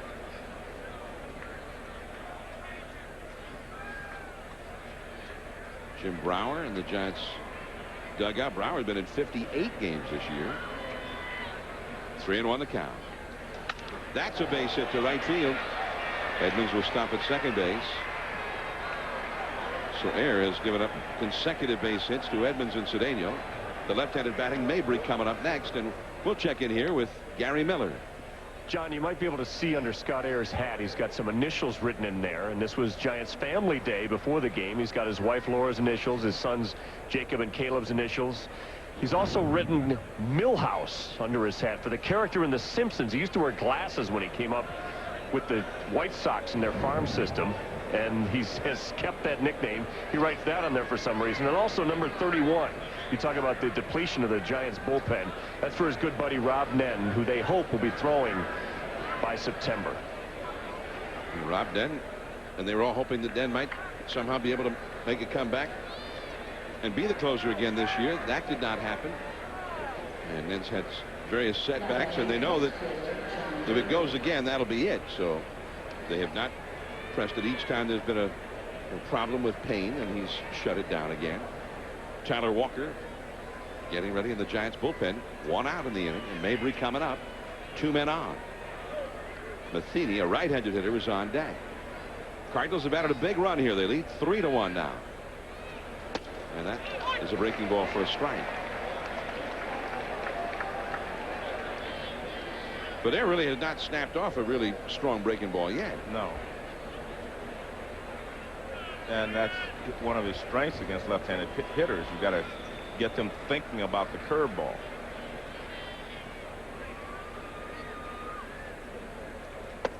Down and away with the fastball. 1 ball, 1 strike. John Mabry he hadn't had many at-bats against left-handed pitchers, only 36 at-bats, but he's hitting .361 against the lefties. 2 on, 1 out. Fastball up and away. Now it's 2-1. Well, he's definitely struggling with his control. He threw his first pitch curveball strike, and he missed away with a fastball. Now he misses high with it. 2-1. Barry Bonds, by the way, will be up third in the Giants half of the 8th inning. And the curveball. And that one was a nice one. Well, it broke down. I think it was out of the strike zone, but at least he started it in the strike zone, and he got the John Mabry to chase it. So it starts in the strike zone and then breaks out, which is what you want from a curveball, actually. 2-2 the count. Fastball, strike 3 call. And Mabry thought it was too far outside, and he complains.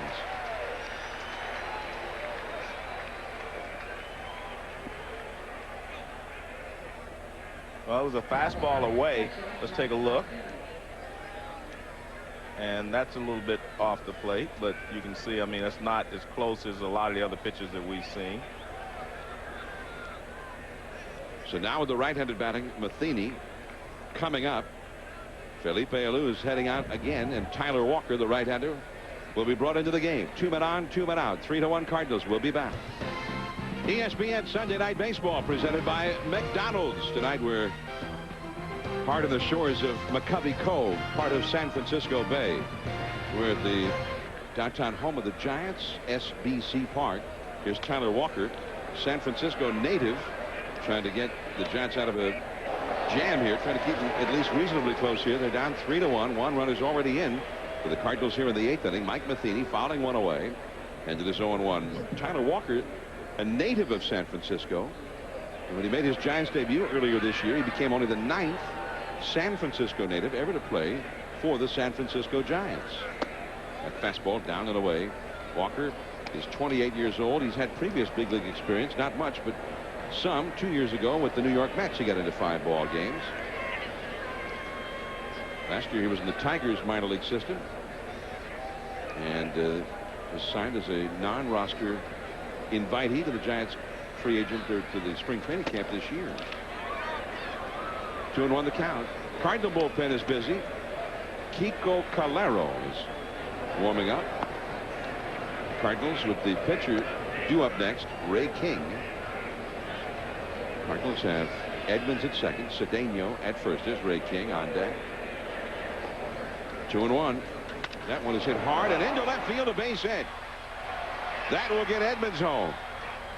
Stopping at second is Cedeno, and Matheny picks up a big run. The Cardinals have scored twice in the inning and lead 4-1.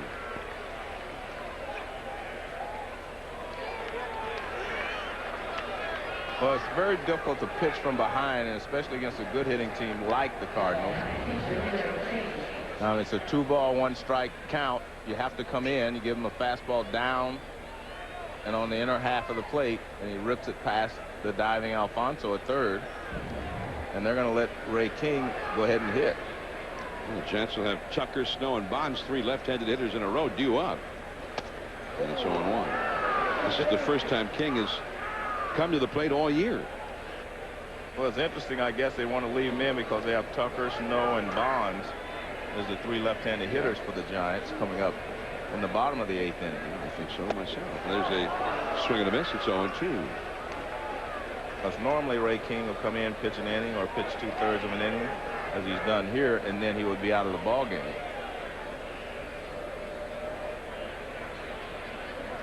I would think that Ray King has told him that he could hit. Bonds in shallow left. Now it's 4-1 Cardinals. Tucker, Snow, and Barry Bonds will be due up. Last of the 8th in San Francisco. 4-1 Cardinals. All right, so Greg Maddux.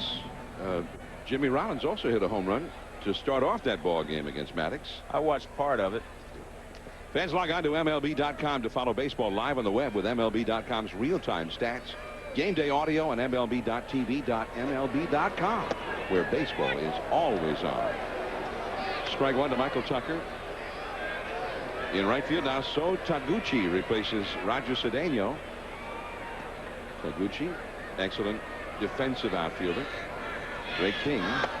That's a called strike 2. And Tucker I was very unhappy with Bill Welke. Seemed to be unhappy about both of those calls. Tucker has had a double, a walk, and a strikeout. The Giants did not capitalize on their opportunities against Woody Williams in the first 3 innings. And they have had no opportunities since then. They have not had a base runner since the 3rd inning. And Jason Isringhausen, the Cardinals closer, has started to throw. Cardinals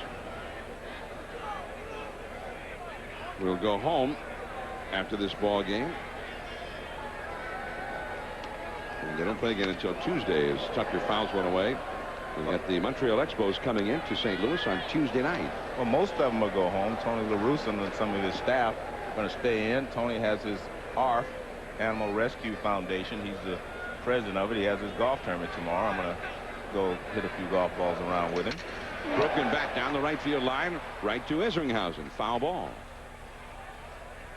As most people know, Tony La Russa lives in the area and still does a lot of community work here in the area.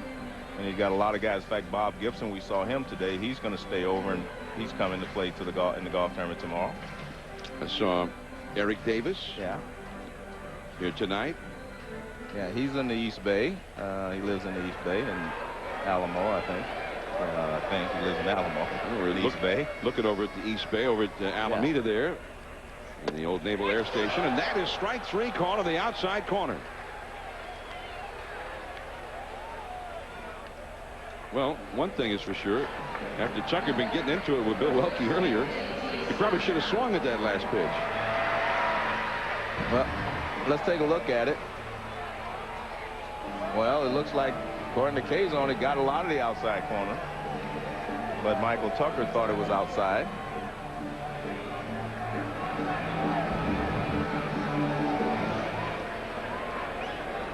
So 1 down, and J.T. Snow has walked and twice grounded out. And it's 0-1. 4-1, the Cardinals lead. And this is exactly why Ray King was allowed to hit, so he could face Tucker and now Snow. And Barry Bonds as well, if he's able to get Snow out. That's a called strike 2. Now Snow getting into it with it.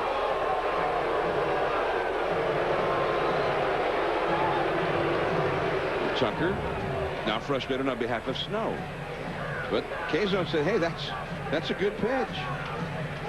And again, it's not where the catcher catches it, it's where it crosses the plate. And it was above the knees when it crossed the plate. 2 strikes. And that one is off the outside. And now the crowd gets on Bill Welke. Sort of a sarcastic cheer there from the crowd. Barry Bonds on deck. JT let get on base in front of Barry. Renteria is there. Out number 2. And that just shows the range of this Cardinals infield. That ball was smoked up the middle. And Barry Bonds has not had a base hit in this ball game. He's first couple of times up, he sees a fastball away, and this was just Barry missing it. He had a pitch to hit there. Now this was a great pitch by Woody Williams. Not only did it cut in on the fastball, but it sailed in. Fastball, he hits this one well, but he hits it to the wrong part of the ballpark. You can see that 421 sign behind him there. 2 down, nobody on. And it's a called strike to Bonds. Bonds has been pitched to throughout this series and has 1 hit and 8 at bats. He's never hit King well, although he does have a home run against him. Check swing and a foul, and quickly Bonds is behind King 0-2. Yeah, when I watch King pitch, he reminds me of a former Giants pitcher here, Al Holland. I mean, he wasn't afraid of any hitter anytime. He just goes out there, throws the fastball, say, I'm going to either get you or you get me. Let's just go. And I kind of like that attitude. I'm sure Barry likes it too. King is having a heck of a year. He's now pitched nearly 40 innings. He's only allowed 28 hits this year. Only 1 home run. I mean, he would have been one of the best left-handed specialists in the league this year. He had like a 28 scoreless inning streak broken, you know, when we were there on a Monday afternoon, I think, against Cincinnati. He had gone 28 consecutive innings without allowing a run. 1-2 to Barry Bonds. 2 down, nobody on for the Giants. That ball is gone if it's fair. Down the line, it is a foul ball. Into the bay, but foul. Well, you know what? He took just enough off of that pitch, got Barry out front. That must have been a little slider, and he got Barry out front. Not by much, but it was a little slider, I think. And you see the reaction of Tony La Russa. Little slider, and Barry hits it foul. Well, Bonds has hit 2 foul balls into the bay, although this last one was not that far from being fair and an actual home run. You won't see that little slider again. Fastball. He won't throw that again. So Barry can just eliminate that pitch from his mind. Well, King got a little extra in that fastball, too. Well, and that's the way to do it. If he hits your slider foul, reach back, get a little bit more. Kevin Correa up in the Giants bullpen, the rookie. We're in the last of the 8th. 4-1 St. Louis. Bonds. And there's Pujols. King covering. And the Cardinals have pitched to Bonds all night long, and he is 0 for 4. Top of the 9th, top of the order coming up. Baseballer there is number 53, Kevin Correa, another Giants rookie. And Correa is going to make his 5th appearance of the year, his 2nd since being brought back up to the big leagues. He worked the 7th and 8th innings here on Friday night against the Cardinals. Right now the Giants bullpen is limping along, Joe, and they've had problems, and now Felix Rodriguez is no longer here. They lost one of their starters here Friday, Jerome Williams, who was throwing pretty well against the Cardinals, and then his elbow went lame on him, and now he's on the disabled list. And so Brian Sabian, the Giants general manager, trying to find relief help for the Giants, but so far there has been none available. Well, John, one of the problems is that, you know, the Giants organization privately financed this stadium, and they have a little different, you know, take on what's affordable and what's not, because they have to pay, you know, the rent on the stadium, their mortgage. I mean, somewhere around $18 million a year or something like that. So you could buy a lot of baseball players with, well, maybe you can buy a couple with $18 million if you had that to spend on players. Womack down the right field line. That's going to be a base hit. Michael Tucker cuts it off, and he'll hold Womack to a single. He fires in towards second.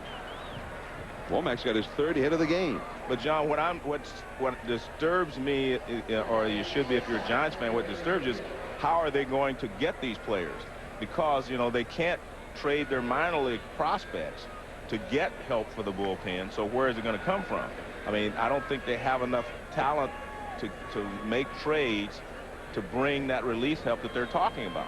So how are you going to get it? I mean, even if you're talking about using the waiver wires, etc., I don't know exactly how you're going to add to it. The bunt by Renteria. Alfonso gets him with Womack moving over to second. We'll get credit for a sacrifice on that one. Runner at second, 1 out, and Albert Pujols, the great slugger, is coming up now with Rolen right behind him. Giants bullpen got lit up on Friday. 7 runs allowed in 6 innings after taking over for the injured Jerome Williams. Then last night the bullpen 4 runs 6 hits in 4 innings. And tonight 2 runs and 4 hits now in fact make it 5 hits in an inning and a third from the bullpen. The only thing that's a little deceptive, John, in that when the Giants were playing well, when they turned that 16 and 24 around, they were getting, you know, some, you know, good production from the bullpen. They were getting Herges, you know, as the closer. Things were happening well for them.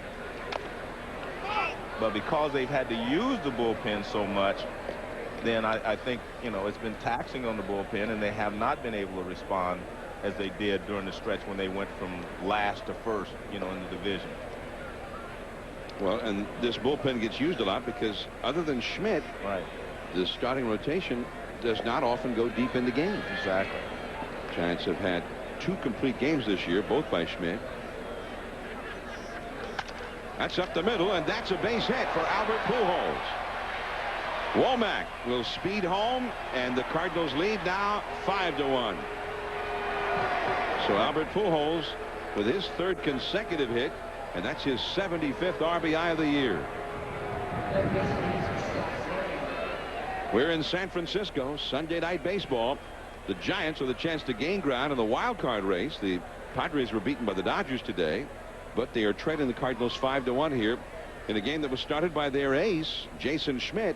Schmidt pitched well, 7 innings, 2 runs allowed, 10 strikeouts, but he had to throw 128 pitches to get through those 7, and the Cardinals got him out of there, and now they are routing the Giants bullpen.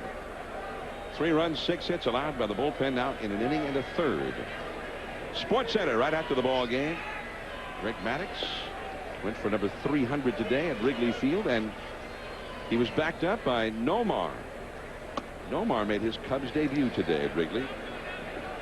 And all the other baseball, the excitement that went on. Well, we'll see Nomar and the Cubs on Sunday Night Baseball next Sunday here in San Francisco. Cubs Giants. Cubs won today. They came from behind in that ball game after Maddox was out. High pop-up. Nomar had 1 hit and drove in the final one of those 6 Cubs runs. As Snow makes the catch in foul ground, and Rolen is retired. Rolen with 1 hit tonight, but it was a booming 2-run first inning homer that put the Cardinals ahead, a lead they have held ever since.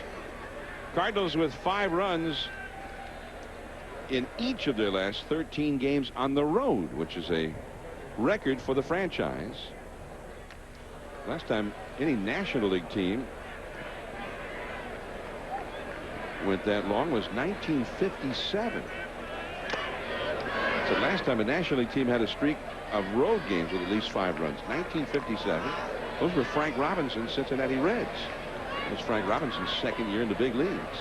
Ted Kluszewski was a slugger on that team. Now they had some sluggers. They hit 221 home runs in Frank Robinson's rookie year, 1956. Which was the record at that time. Yeah, well, tied the record. Yeah. Set by the Giants in 1947. That is no longer the record. The Yankees of '61 broke the record with 240 home runs. The year that Maris and Mantle hit all those home runs. Maris hit 61, Mantle 54. And that 240 home run record stayed for a good long while.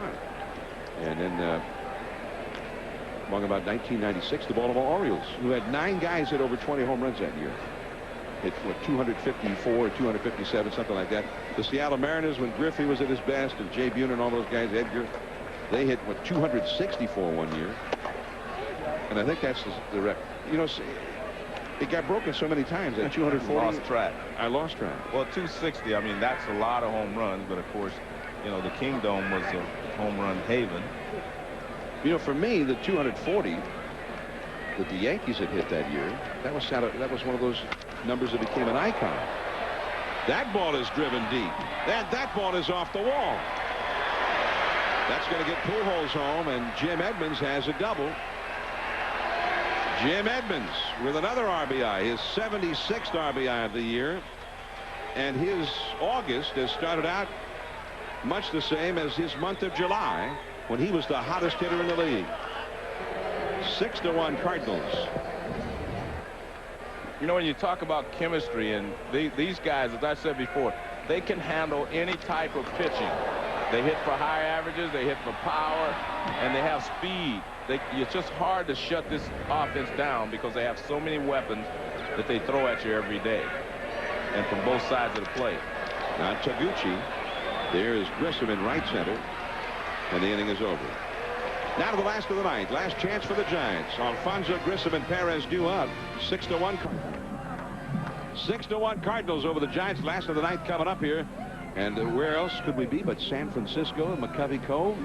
Guys still having hope that somebody will hit one out to him out in the water there. Here's the Lowe's home team advantage. And for the Giants here at home, since this ballpark opened in the 2000 season, they've won nearly 2/3 of their games here. Only the Oakland Athletics, who played just across the bay from here, have had a better home winning percentage than the Giants in that time. But some of that home magic has not worked as well with the Giants so far this year. Only 30 wins and 23 losses here this year as Jason Isringhausen comes on to face Edgardo Alfonso. And Izzy, the closer, and Tony La Russa, who last used him on Friday, and got a day off tomorrow, must figure we had Izzy warmed up anyway. Let's get him some work. Well, that's a good point. He was going to come in if it was a save situation. So he just sends him out there anyway, although it's not a save situation. And it was interesting, you're talking about the Oakland A's and their home winning percentage. And the A's are really playing well now. I mean, the Oakland A's are trying to make a big move in the West. They have a 1.5 game lead over Texas. Beat the Rangers again today. Beat them 3 out of 4 in Arlington. That's a swing. And the countdown to Alfonso 1-2. The Athletics 1.5 over Texas and 2.5 over the Angels now in the American League West.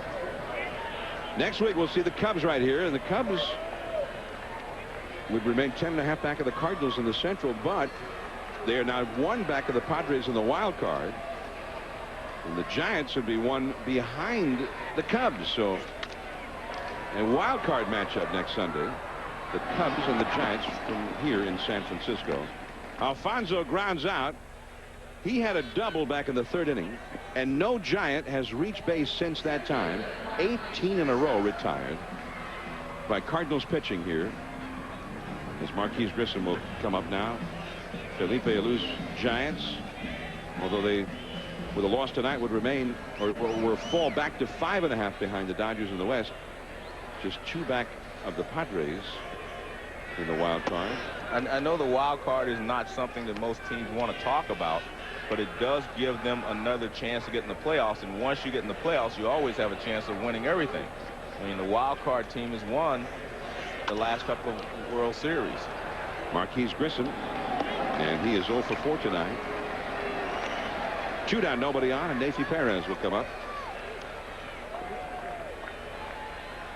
There's Garcia Parra, but that's looks like a Boston uniform. Boston. Well, you'd have to really be quick to have gotten a Cubs Nomar jersey by now. They may not even be off the press yet, right? And Nomar will be here along with Slammin' Sammy, Moises Alou. You know, Moises Alou, I believe, became the first son ever to hit a game-ending home run against a team managed by his father earlier this year. He hit, I think it was an extra inning home run against the Giants at Wrigley Field to end the ball game.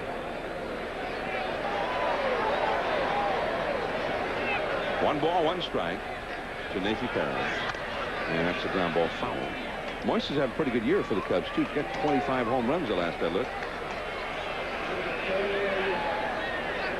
But nobody's having a better year than the St. Louis Cardinals.